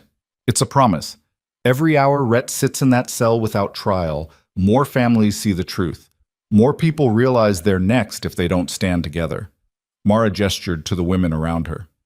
"You can arrest one man quietly, but you can't arrest all of us without making it obvious this valley's under occupation by corporate thugs." Kane's face flushed red. "You're playing a dangerous game." "No, we're refusing to play yours anymore. There's a difference." For a moment, Mara thought Kane might actually strike her. His hand moved toward his gun, and she saw several of the watching men shift, ready to intervene. But Kane caught himself, remembered where he was, who was watching. "You've made your point, Mrs. Mercer, but points don't change outcomes. By week's end, your husband will be convicted and transported to a territorial prison. And this ranch of yours, this little refuge you've built, it'll be foreclosed on for back taxes you can't possibly pay. Then where will all these families go? Wherever they need to, but they'll go knowing they fought. That's more than most people in this valley can say. Kane stared at her for a long moment, then remounted his horse. You should have taken the money when we offered it. Would have been easier for everyone. Easier isn't the same as right. He rode off with his men, and Mara released a breath she hadn't realized she'd been holding. Her hands were shaking, adrenaline finally catching up to her, but she'd done it. She'd faced down Kane without flinching, without backing down. Helen appeared beside her with a blanket. That was either the bravest thing I've ever seen or the stupidest. Probably both, Mara admitted, but he needed to know we're not giving up. He also now knows you're the real leader here, not Rhett. Helen's voice dropped. That makes you a target, Mara. I've been a target since I married Rhett. At least this way I'm choosing how to fight back. The night passed without further incident, but Mara couldn't shake the feeling that Kane's visit had been reconnaissance more than intimidation. He'd wanted to see their numbers, assess their determination, figure out the best way to break them. Dawn brought unexpected allies. Deputy Morrison returned, this time not in uniform but in plain clothes, leading 3 other men. They approached carefully, hands visible, making it clear they weren't a threat. Mrs. Mercer, Morrison said, these are deputies from neighboring counties. I told them what's happening here. They're willing to testify that the arrest was improper, that Consolidated's corrupted the local law enforcement. One of the other men, older with gray hair and a weathered face, stepped forward. Ma'am, I'm Deputy Marshal William Crawford from the Territorial Circuit. I can't override local jurisdiction, but I can file reports with the governor's office. If what Morrison says is true, if Consolidated's manipulating the legal system, that's a federal concern. Hope sparked in Mara's chest. Can you get Rhett released? Not immediately, but I can make sure he gets a real trial with impartial judges, and I can request federal oversight of Consolidated's operations in this valley. Crawford glanced at the jail. That won't happen overnight, but it's more protection than you have now. How long until federal authorities arrive? Week, maybe 2. Depends on how fast I can get the paperwork through. A week. It felt like an eternity when every hour Rhett sat in that cell brought him closer to whatever Kane was planning, but it was better than nothing. Thank you, Mara said. Whatever you can do, we're grateful. Crawford nodded and started toward the jail, presumably to inspect conditions and document irregularities. Morrison lingered behind. I'm sorry it's not more, he said quietly. I know federal help seems far away when you're fighting for your lives right now. It's more than we had yesterday. That's enough. Morrison left with Crawford, and Mara watched them disappear into the jail. Around her, the vigil continued, women organizing food, men maintaining watch, children playing quiet games in the dirt. They'd created a small community here, bound together by shared fear and stubborn resistance. It reminded Mara of her classroom, back when she'd been teaching. That same sense of people coming together around something bigger than themselves, finding strength in collective purpose. The thought gave her an idea. Helen, she called, gather the children, all of them. Helen looked confused but complied. Within 10 minutes, the 5 children staying at the ranch plus several others whose families had joined the vigil stood before Mara in a small semicircle. We're having class, Mara announced. Thomas, the boy good with numbers, raised his hand. Here? Outside the jail? Exactly here, right now. Mara pulled out the slate she'd been carrying. We're going to learn about civic responsibility and peaceful resistance, about how ordinary people can hold powerful institutions accountable. She taught them for 2 hours, right there in the street, with Rhett watching from his cell window and the whole town gradually becoming aware that something unusual was happening. People stopped to listen. Some stood at a distance, curious despite themselves. Others, particularly younger folks who remembered Mara from her teaching days, came closer, asking questions, getting drawn into the lesson. By noon, Mara had an audience of 30 people listening as she explained how territorial law was supposed to work, how property rights functioned, what legal protections citizens theoretically had against corporate overreach. She made it simple, educational, stripped of rhetoric or accusation, just facts delivered in a teacher's calm voice. The marshal came out twice to tell her to move along, But each time he was met with such a large, attentive crowd that ordering them to disperse would have looked absurd. So he retreated back inside, clearly unsure how to handle a school teacher giving civics lessons in the middle of town. It was brilliant in its simplicity. Mara wasn't protesting or making speeches, she was teaching. And nobody could argue that education was a threat, except when the knowledge being shared exposed exactly how corrupt the system had become. That evening, as the lesson ended and families dispersed, a well-dressed woman approached Mara. She was in her 40s, expensive clothes marking her as someone with means, and her face was familiar, though Mara couldn't immediately place it. "Mrs. Mercer," the woman said, "I'm Catherine Brennan. My husband owns the general store." Mara remembered then. Thomas Brennan, who'd offered her that awful deal to work off her debt. His wife had always seemed uncomfortable with his more aggressive business tactics. "Mrs. Brennan," Mara said cautiously, "what can I do for you?" "It's what I can do for you, actually." Catherine glanced around, making sure no one was listening too closely. "My husband's been taking money from Consolidated. They pay him to report on who's buying what, who's struggling financially, who might be vulnerable to pressure. He doesn't know I know, but I've seen the ledgers." Mara's pulse quickened. "Why are you telling me this?" "Because I heard you teaching today. Heard you explaining how the law is supposed to protect people, not corporations. And I realized I've been complicit in making this valley worse." Catherine's voice shook slightly. "I can't undo what my husband's done, but I can give you information. Names of other business owners taking Consolidated money, details about which families are being targeted next, meeting schedules between Kane and local officials." "That could be dangerous for you." "I know, but staying silent feels more dangerous somehow.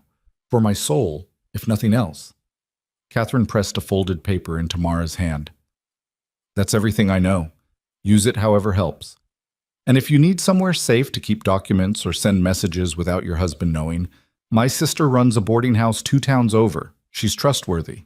Before Mara could respond, Catherine walked away quickly, disappearing into the evening crowd like she'd never been there. Mara unfolded the paper and scanned its contents, her eyes widening.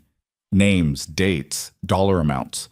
It was a roadmap of Consolidated's entire corruption network in Red Hollow. This was bigger than Rhett's stolen documents. This was testimony from inside the conspiracy itself. She needed to get this information to Deputy Crawford immediately, but the man had left town hours ago, and showing it to the local marshal was pointless. His name was on the list as receiving monthly payments from Consolidated. Mara made a decision. She found Marcus among the watching men. "I need you to ride," she said quietly, handing him the paper. "Take this to Deputy Marshal Crawford. Don't stop. Don't show it to anyone else. Just get it to him as fast as you can." Marcus scanned the paper and whistled low. "This is explosive, which is why it needs to reach someone who can actually use it. Go now, before anyone realizes what we have." Marcus left within the hour, riding hard toward the territorial capital. Mara watched him disappear into the darkness and prayed he'd make it safely. If Consolidated found out what Catherine had given them, she couldn't think about that. Had to focus on keeping Red alive and the vigil strong until federal help arrived. The third day brought a new crisis. The town council announced an emergency meeting to discuss public disturbances and unlawful assembly. Translation, they were going to try to break up the vigil through legal means, probably using some obscure town ordinance about loitering or disturbing the peace. Mara attended the meeting, rolling into the packed town hall with Helen and half a dozen other women. The council sat at a raised table, 5 men, all looking uncomfortable as they faced a room full of angry citizens. The mayor, a thin man named Porter who ran the local bank, called the meeting to order. "We're here to address the ongoing situation outside the jail," he began nervously. "While we understand people's concerns about Mr. Mercer's arrest, the current encampment is creating public safety issues. We're therefore invoking Town Ordinance 47, which prohibits camping within town limits for more than 48 hours without a permit." "Then give us a permit," Mara said immediately. Porter blinked. That's not...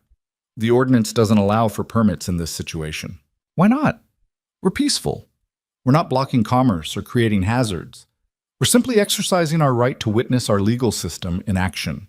Mara's voice carried clearly through the room. "Unless the real problem isn't public safety, but public awareness of what's happening." Murmurs of agreement rippled through the audience. Porter looked to the other council members for support, but they were all avoiding his eyes. "The decision's been made," Porter said weakly. "The encampment must disperse by tomorrow morning or face fines and possible arrest for all participants." "Then arrest us," Helen spoke up. "Arrest every woman and child here. See how that looks to the territorial governor when federal investigators arrive next week." Porter's face went pale. "Federal investigators?" "Deputy Marshal Crawford's already filed reports with the governor's office," Mara said, exaggerating slightly. Crawford had promised to file reports, not that he'd actually done it yet. But the bluff worked. Consolidated Western's operations in this valley are under federal scrutiny now, and every action this council takes is being documented for those investigators. The room erupted into chaos, citizens shouting questions, council members arguing among themselves, Porter banging his gavel uselessly, trying to restore order. Finally, one of the other councilmen, a rancher named Davies, who'd been relatively quiet, stood up. "Mr. Mayor, I move we table enforcement of Ordinance 47 pending federal review of local governance. We don't want to take actions that might be seen as obstructing justice." "Second," another councilman said quickly. Porter looked like he wanted to argue, but the math was against him. The vote passed 4-1 with only Porter opposing. The vigil could continue. Mara left the meeting feeling cautiously triumphant, but also aware they'd made more enemies. Porter was clearly in Consolidated's pocket, and now he'd been publicly humiliated.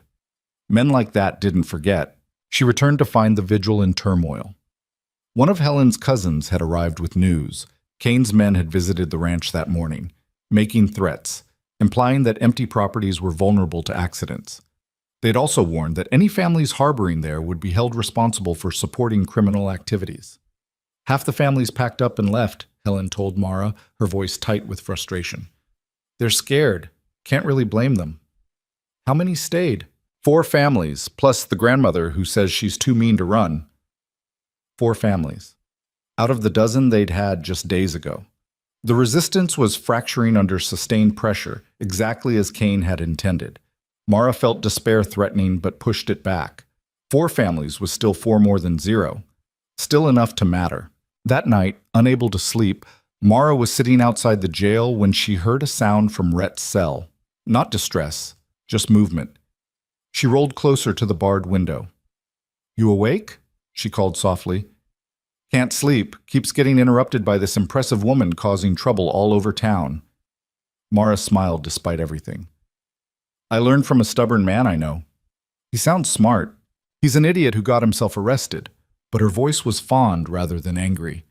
"How are you holding up?" "Better than I should be, knowing you're out there fighting." Rhett's face appeared at the window, shadows making it hard to read his expression. "You've done more in 3 days than I managed in months, Mara. You've turned this from my personal revenge into an actual movement. I just did what needed doing." "No. You did what I wasn't capable of. You made people believe change was possible. I was just angry. You're actually strategic." He reached through the bars and Mara gripped his fingers. "Whatever happens, I need you to know. I don't regret any of this. Not the marriage, not the fight, not even getting arrested. Because it meant finding you." Mara's throat tightened. "Don't talk like you're dying. I'm not planning to, but if Kane gets creative, he won't. I won't let him." She squeezed his hand harder. "You're going to get out of here, Rhett. We're going to win this fight, and then we're going to build the life we should have had from the start." "What kind of life?" "One where we don't have to pretend our marriage is just business. One where I wake up beside you because I want to, not because strategy requires it." Mara's voice dropped. "One where we're partners in everything, not just survival." Rhett was quiet for a moment. "I'd like that." "Then stay alive long enough to have it." They talked for another hour, about nothing and everything. The ranch, the school Mara wanted to rebuild, the future of Red Hollow once consolidated was defeated. It was planning for a tomorrow that might never come, but somehow that made it more precious. The 4th day brought the confrontation everyone had been dreading. Kane arrived mid-morning with a dozen armed men and a new warrant, this one ordering Rhett's immediate transfer to a territorial prison 3 days' ride away. The official justification was concerns about local unrest and prisoner safety, but everyone knew what it really meant. Once Rhett was isolated, away from witnesses, he'd never survive the journey. "You can't do this," Mara said, positioning herself between Kane's men and the jail entrance. "Deputy Marshal Crawford has requested Rhett remain here pending federal investigation." "Crawford has no jurisdiction over criminal transport," Kane interrupted. "This warrant is properly filed and legally binding. Mr. Mercer will be moved today." "Over my dead body." "That can be arranged, Mrs. Mercer." The threat hung in the air, and suddenly the street was very quiet. The women of the vigil moved closer, forming a human barrier around the jail door. The men who'd been watching moved forward too, hands near weapons, but not drawing them. Kane's men shifted nervously, clearly uncomfortable with the idea of shooting their way through women and children to reach one prisoner. "Stand aside," Kane ordered. "This is lawful authority." "This is murder with paperwork," Mara shot back, "and everyone here knows it. You move Rhett from this jail, he'll be dead within 24 hours. Convenient accident on the road. Prisoner tried to escape. Whatever lie you've already prepared. You're making serious accusations without evidence. I'm stating the obvious. And I'm telling you right now, you're not taking him. Not today, not ever. You want him, you'll have to go through all of us first." Kane's face twisted with rage. "You stupid cripple. You think your chair makes you special, makes you untouchable? I will drag you out of that chair and—" He didn't finish. Rhett's voice came from inside the jail, low and dangerous. "Touch my wife, and I will kill you, Kane. Maybe not today, maybe not tomorrow, but I will hunt you down, and I will end you." That's not a threat, that's a certainty. The conviction in Rhett's voice made several of Kane's men actually step back. Even Kane seemed to reconsider, some survival instinct warning him that this particular line shouldn't be crossed. But before anyone could move, a new sound cut through the tension. Horses, lots of them, approaching fast from the east. Everyone turned to see a group of riders in federal uniforms, led by Deputy Marshal Crawford and, impossibly, Marcus Webb. Crawford dismounted and walked directly to Kane, his hand on his sidearm. "Mr. Kane, I'm placing you under temporary restraint pending investigation of corruption charges. You're not to leave Red Hollow or interfere with any witnesses until federal prosecutors arrive." Kane's face went white, then red. "On what grounds?" "On grounds of documented bribes to local officials, conspiracy to manipulate property records, and possible involvement in several suspicious deaths." Crawford pulled out the paper Catherine Brennan had provided. Marcus must have ridden like hell to get it to him and bring help back so fast. "We have testimony from multiple sources, including some inside Consolidated Western itself. Your operations in this valley are now under federal investigation." "This is outrageous. Consolidated Western has lawyers. Then they'll need them. My authority supersedes local warrants." Crawford turned to the marshal. "Release Rhett Mercer immediately. He's to remain in Red Hollow under house arrest until trial, but in his own home with his wife." The marshal looked like he wanted to argue, but couldn't find grounds. Within minutes, Rhett was walking out of that jail cell, blinking in the afternoon sunlight, free for the first time in 4 days. Mara rolled toward him and he dropped to his knees, pulling her into a fierce embrace. Around them, the vigil erupted into cheers and tears. But Mara barely heard it, focused entirely on the man in her arms, alive and safe and real. "Told you I wouldn't let them take you," she whispered. "I should have believed you from the start." They pulled apart, and Rhett helped her back into her chair, his hands gentle despite their roughness. Crawford approached, his expression serious. "This isn't over," he told them. "Consolidated's going to fight these charges hard. But that paper you gave Marcus, that changes everything. If even half of what's documented there holds up, we're looking at federal charges against multiple company executives." "What about the families?" Mara asked. "The ones being threatened, losing their homes?" "Federal prosecutors will review every foreclosure Consolidated's conducted in this valley. If we can prove fraud or coercion, those seizures could be reversed." Crawford glanced at Kane, who was being detained by 2 federal deputies. "It'll take time, but you've bought yourselves that time." It was more than Mara had dared hope for. Not victory, not yet, but the possibility of victory. The chance for justice instead of just survival. As they prepared to return to the ranch, surrounded by families who'd stood with them through 4 impossible days, Mara caught sight of Catherine Brennan watching from across the street. The woman nodded once, then disappeared back into her store. One brave choice, Mara thought, That's all it took to change everything. One person deciding their conscience mattered more than their safety. The ride back to the ranch felt different than any journey Mara had taken in months. Rhett sat beside her in the wagon, his hand covering hers, and for the first time since that morning in her cabin when he'd proposed this impossible marriage, Mara felt like they were traveling towards something rather than away from it. The ranch, when they arrived, looked almost peaceful in the afternoon light. The families who'd remained rushed out to greet them, and even the grandmother managed something close to a smile. "Knew you'd bring him back," the old woman said. "You're too stubborn to fail." That night, after everyone had eaten and the children were asleep, and the ranch had finally settled into quiet, Mara and Rhett sat on their porch watching the stars. "We're going to have to testify," Rhett said eventually. "Federal prosecutors will want everything we know about Consolidated's operations." "I know. It'll be dangerous. They'll try to discredit us, maybe worse." "I know that too." Mara looked at him. "But we're still doing it, because some fights matter more than safety."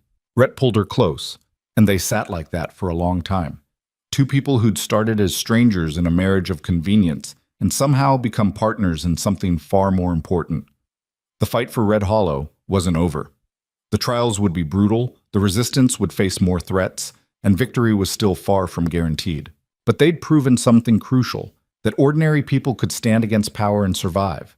The teachers and ranchers and frightened families could become an army when they stopped accepting injustice as inevitable. And for Mara Mercer, who'd once thought her life had ended in a wagon accident, that knowledge felt like resurrection. She'd survived losing her legs. She'd survived losing her teaching position. She'd survived a marriage that was supposed to be a trap. And now she'd survived 4 days of standing between armed men and the person she loved, refusing to let power win through fear alone. Whatever came next, she was ready for it. Because the frontier hadn't forgotten her after all. It had been waiting for her to remember who she really was. The peace lasted exactly 6 days. Federal investigators arrived on a Tuesday, 3 stern men in suits who set up temporary offices in Red Hollow's town hall and began interviewing everyone connected to Consolidated Western's operations. Mara and Rhett spent hours providing testimony, walking prosecutors through documents, explaining the patterns of intimidation and fraud that had poisoned the valley for years. It felt like progress, like justice might actually happen. Then on Monday morning, 7-year-old Thomas didn't show up for lessons. Mara noticed immediately. The boy never missed class, loved learning too much to skip even when he was sick. When Helen arrived without him, her face was pale and her hands were shaking. "They took him," Helen said, her voice barely above a whisper. "Kane's men. Left a note saying if we want him back, Rhett needs to recant his testimony and you need to tell the federal investigators you lied about everything." The world seemed to tilt sideways. Mara gripped her chair's wheels hard enough to hurt, trying to process what she was hearing. They'd taken a child, actually kidnapped a 7-year-old boy to use as leverage. Rhett was already moving, grabbing his rifle, his face a mask of cold fury. "Where?" "The note said they're at your father's old ranch. The one Consolidated took. Said they'll wait there until tomorrow at noon, and if you don't show up alone and unarmed with signed recantations, we'll never see Thomas again." "It's a trap," Marcus said immediately. "They're going to kill you both the second you show up." "Probably," Rhett agreed, "but we're going anyway." "No," Mara's voice cut through the rising panic. "We're not walking into an ambush. We're doing this differently." Everyone turned to look at her. Mara's mind was racing, sorting through options, discarding the ones that got people killed, trying to find the thread that led to Thomas coming home alive. "They want us desperate," she said slowly. "Want us to react emotionally instead of strategically. That's their advantage. They think we'll sacrifice everything for one child." "We will," Helen said, tears streaming down her face. "He's my nephew, Mara. I can't just—" "I'm not saying we abandon him. I'm saying we don't give Kane what he wants." Mara looked at Rhett. "Your father's ranch, you know the layout. Every inch. I grew up there. Then we use that. We don't go in unarmed and helpless. We go in prepared with backup, and we make Kane understand that threatening children was the worst mistake he could have made." Over the next hour, they planned. Rhett drew maps of the ranch, marking buildings, sight lines, places where people could hide. Marcus volunteered to ride for Deputy Marshal Crawford, Bring federal law enforcement into this before it turned into vigilante justice. The other men prepared weapons and horses. Mara focused on the one thing she understood better than anyone: teaching. Thomas is smart, she told Helen. Smarter than Kane probably realizes. If we can get him information, he'll know what to do with it. How do we get information to a kidnapped child? We don't. We make sure he already has it. Mara called the other children over. Did Thomas have his slate with him when he was taken? Jacob, the older boy, nodded. He never goes anywhere without it, always practicing his numbers. Good. Then he has a way to communicate. Mara turned to Helen. I taught them a simple code last month, basic alphabet substitution. If Thomas can mark his slate and get it visible somehow through a window, even just for a moment, we might be able to get information about where he is in the building, how many guards.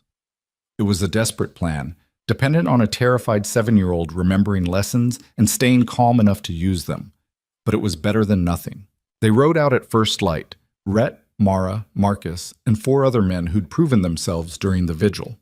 Deputy Crawford had sent word he was coming with federal deputies, but they wouldn't arrive until that afternoon. By then, it might be too late. The old Mercer Ranch sat in a valley 5 miles north, surrounded by brown hills and dying grass. It had been beautiful once, Rhett told her quietly as they approached. His father had built it from nothing, raised cattle there, planned to pass it down through generations. Now it was just another piece of consolidated stolen empire. They stopped half a mile out, using the hills for cover. Rhett studied the ranch through a borrowed spyglass, his jaw tight. 3 men visible outside, probably more inside. They're positioned like they're expecting trouble but not serious resistance, overconfident.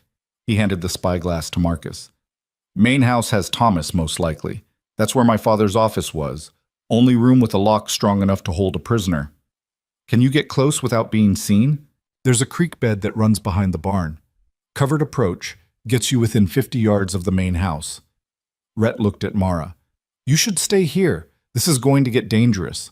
No, I'm coming. Mara, that boy is my student, my responsibility. And if Kane's there, if this turns into a standoff, you'll need me. I'm the one who's been talking to federal investigators, the one whose testimony carries weight. Kane knows killing me means federal charges become unavoidable. She met his eyes steadily. I'm your insurance policy. And Thomas deserves to see a familiar face when we get him out. Rhett looked like he wanted to argue but couldn't find solid ground. Finally, he nodded. They approached using the creek bed, Mara's chair navigating the rough terrain with difficulty but managing. The other men spread out, taking positions in the hills with rifles, ready to provide covering fire if needed. As they drew closer, Mara caught sight of something that made her breath catch. A small slate propped in a second-floor window, visible for just a moment before being pulled back inside. There, she whispered, pointing. Thomas is signaling.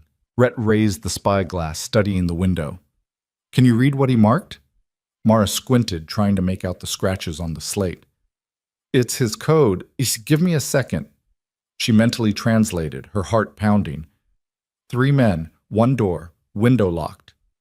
Smart kid, Marcus muttered. Brilliant kid, Mara corrected. He's telling us exactly what we need to know.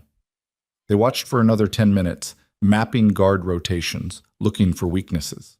Then Rhett made his decision. Marcus, you and the others provide distraction from the east side. Make noise, make them think that's where the attack's coming from. I'll use the confusion to get inside through the kitchen. Door's never locked right. I can force it. Mara, you stay at the creek bed until I signal it's safe. What's the signal? You'll know it when you see it.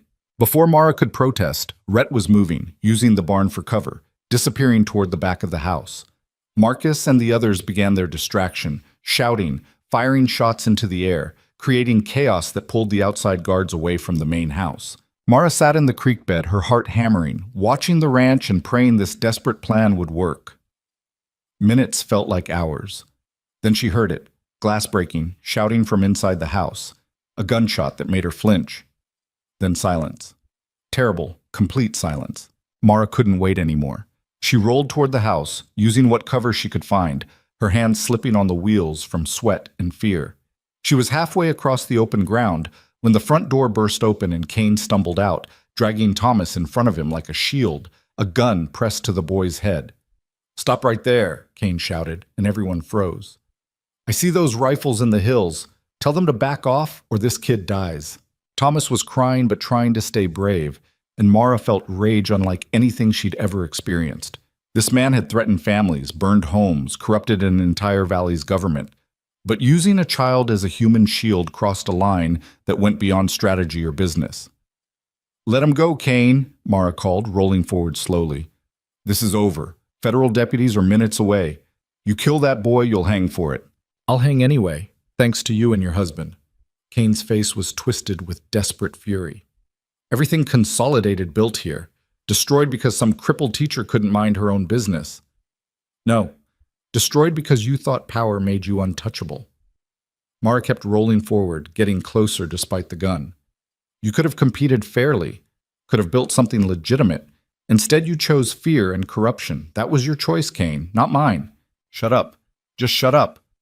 Kane's hand was shaking, the gun wavering against Thomas's head. "Where's Mercer? Where's your husband?" "Right behind you," Rhett's voice said calmly. Kane spun, and in that moment of distraction, Thomas did something remarkable. He went completely limp, dropping his weight so suddenly that Kane's grip slipped. The boy hit the ground and rolled away, and suddenly Kane was standing alone with his gun raised and Rhett facing him with his own weapon drawn. "Drop it," Rhett said. "You drop yours." "Not happening. You're finished, Kane. Even if you kill me, those federal deputies will be here within the hour. Catherine Brennan's testimony alone is enough to put you away for decades. You've lost." Kane's eyes darted around, looking for escape routes, finding none. The men in the hills had their rifles trained on him. Thomas had scrambled to safety behind Mara's chair. There was no way out. "You destroyed everything," Kane said, and he sounded almost bewildered. "Consolidated Western was supposed to develop this territory, bring civilization and order. We were doing important work." "You were stealing from people who couldn't fight back," Mara said. "That's not civilization. That's just theft dressed up in legal language. You don't understand how the world works. Resources belong to whoever's strong enough to claim them. That's always been the law of the frontier." "No," Mara said firmly. "That's the law of bullies and cowards. The real frontier, the one worth building, belongs to people who work together, who share resources instead of hoarding them, who protect the vulnerable instead of exploiting them. You failed because you never understood that." For a moment, Kane just stared at her. This woman in a chair who'd somehow dismantled his entire operation through nothing but stubborn refusal to be intimidated. Then, slowly, he lowered his gun. "I should have killed you that first day," he said bitterly. "Should have burned that cabin with you in it." "Probably," Mara agreed. "But you didn't. And that's the difference between us. You only know how to destroy. I know how to build." Rhett moved forward and disarmed Kane while Marcus and the others came down from the hills. By the time Deputy Marshal Crawford arrived with federal deputies an hour later, Kane was tied up and Thomas was safe in his aunt's arms, crying but unhurt. The trials took 3 months. Mara testified 5 separate times, walking federal prosecutors through every detail of Consolidated Western's corruption network. Catherine Brennan testified too, despite threats from her husband. Deputy Morrison provided evidence of falsified reports and manipulated investigations. One by one, the pieces of Consolidated's empire crumbled under federal scrutiny. Elias Whitmore and 2 other executives were convicted of fraud and conspiracy. Kane received 20 years for kidnapping and attempted murder. The territorial governor, facing his own investigation, resigned in disgrace. And most importantly, every property Consolidated had seized through fraudulent means was returned to its original owners, or their heirs. Rhett's father's ranch came back to him on a cold December morning. Mara rode out with him to see it, watching his face as he walked through rooms he'd thought he'd lost forever. "It's smaller than I remembered," he said quietly, standing in what had been his childhood bedroom. "Or maybe I'm just bigger now. What matters is it's yours again." "Ours," Rhett corrected. "Everything I have is ours, Mara. That's not legal obligation anymore, that's choice." They'd had the marriage contract rewritten the previous month, removing all the clauses about separate property and strategic arrangements. Now it was just a marriage, simple and real, built on partnership that had been tested in ways neither of them could have imagined. "What do you want to do with it?" Mara asked. "The ranch, I mean."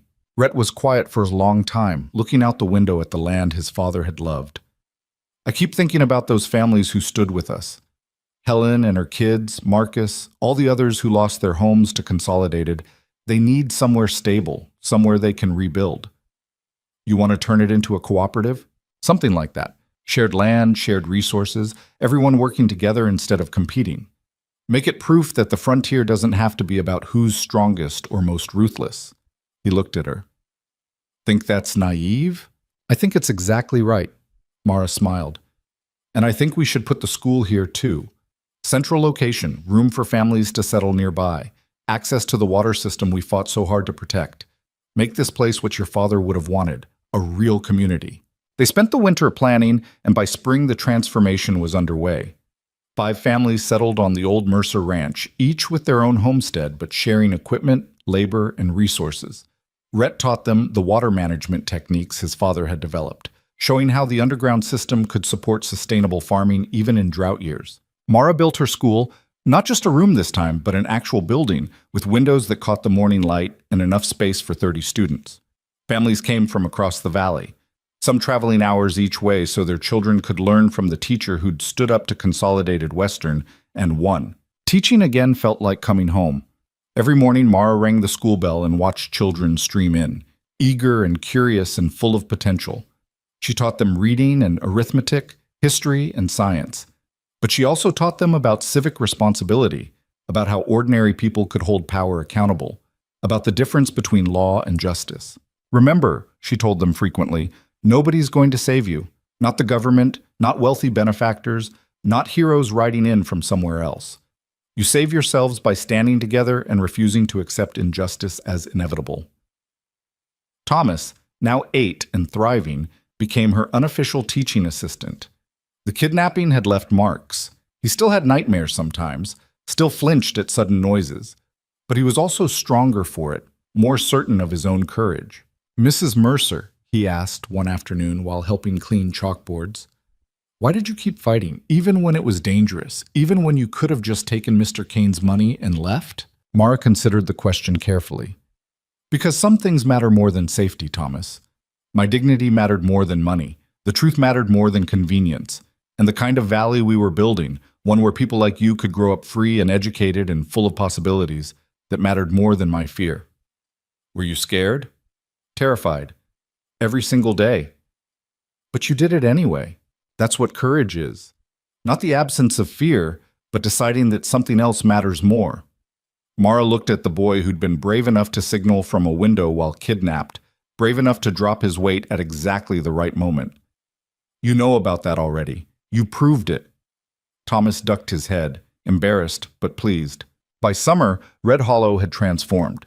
The cooperative ranch was thriving, producing enough food to support 3 times as many families as Consolidated had managed with their exploitative system. The school had 40 students, and Mara had hired Sarah Carson, her replacement from before, as a second teacher. Turned out Sarah was perfectly competent and deeply relieved to share the workload with someone who actually knew these families. The underground water system, once fought over by wealthy speculators, became communally managed. Every property owner with access had a voice in decisions about usage and conservation. It wasn't perfect, people still argued, still had competing interests, but it was fair in a way Consolidated's control never could have been. The town itself slowly changed too.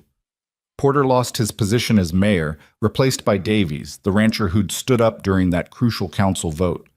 Catherine Brennan left her husband and opened a small lending library, providing books to families who'd never had access to reading material before.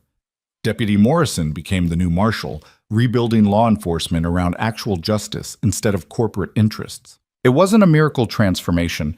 Problems didn't disappear just because the villain had been defeated.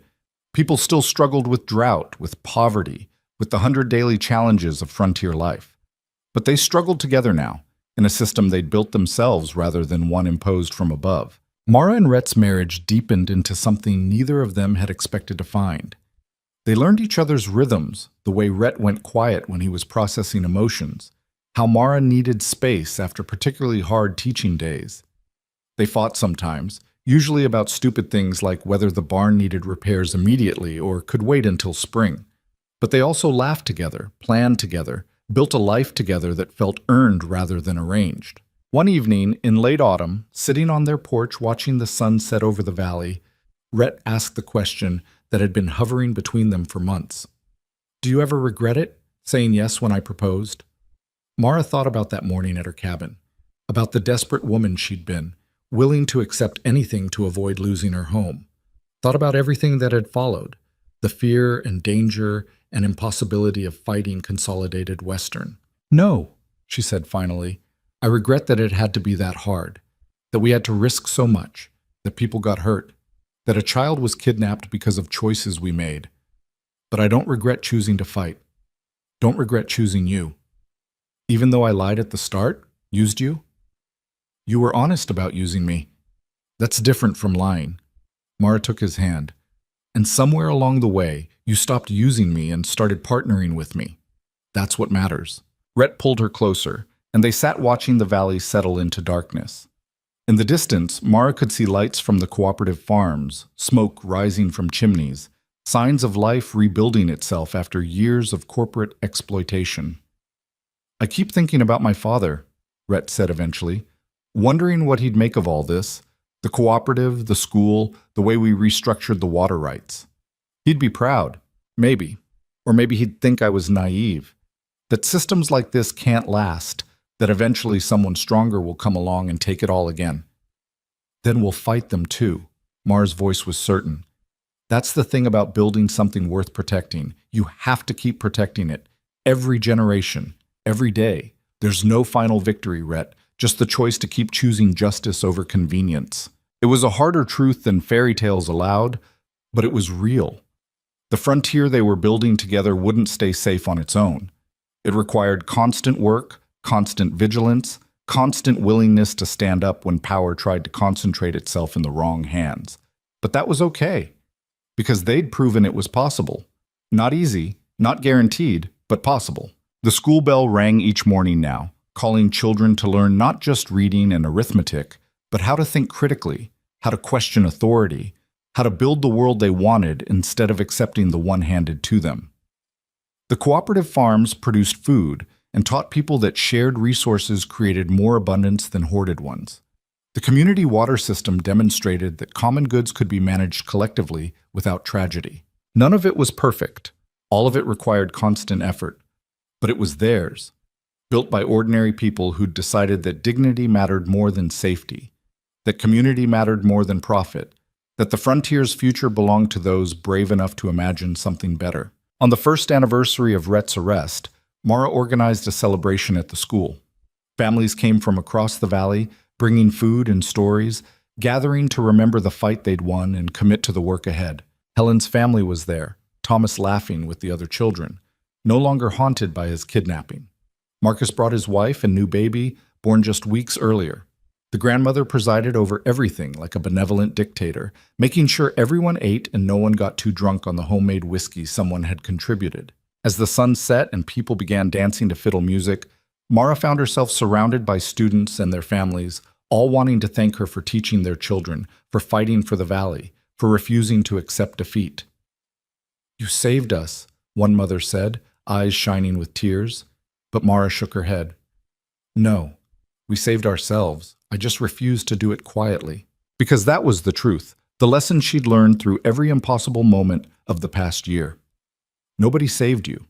You saved yourself, and then you saved your neighbors. And together you built something that made salvation obsolete, because you'd created a world where people didn't need saving in the first place. Later, as the celebration wound down and families headed home under a sky full of stars, Mara and Rhett stood together watching their community disperse. "Think we'll ever get to rest?" Rhett asked. "Probably not. There's always another fight." Mara smiled. "But at least we get to choose our fights now. That's its own kind of freedom." "I love you," Rhett said, the words still slightly awkward in his mouth, but sincere. "In case I haven't said that recently." "You haven't. I love you too." Mara leaned against him. "Even though you're still terrible at expressing emotions, and you never remember to fix the porch step I've asked about 6 times. I'll fix it tomorrow." "You said that last week." "This time I mean it." They both knew he probably wouldn't, just like Mara knew she'd probably remind him again next week, and they'd have this same circular conversation that was less about the porch step and more about the comfortable rhythm of a real marriage. The frontier had tried to forget Mara Holloway, had stripped away her legs, her job, her future, had left her to disappear into charity and obscurity. Instead, she'd married a dangerous stranger, fought a corporate empire, turned a marriage of convenience into a real partnership, and built a school that would teach generations of children that power belonged to people who refused to surrender it. She'd saved herself. Then she'd saved her valley, not through miracles or perfect victories, but through stubborn refusal to accept that the world couldn't be better than it was. And every morning, when she rang that school bell and watched children stream toward knowledge and possibility, Mara understood something profound. The frontier didn't need saving. It needed people brave enough to build the future they wanted instead of accepting the one they'd been handed. She was one of those people now. Not perfect, not without scars, not free from fear or doubt, just willing to fight, willing to build, willing to believe that ordinary people standing together could change everything. That was enough. It would always be enough. The bell rang again, calling the valley toward tomorrow, and Mara Mercer, teacher, fighter, partner, survivor, answered with the certainty of someone who'd learned that the only story worth living was the one you wrote yourself, even if it terrified you, especially if it terrified you.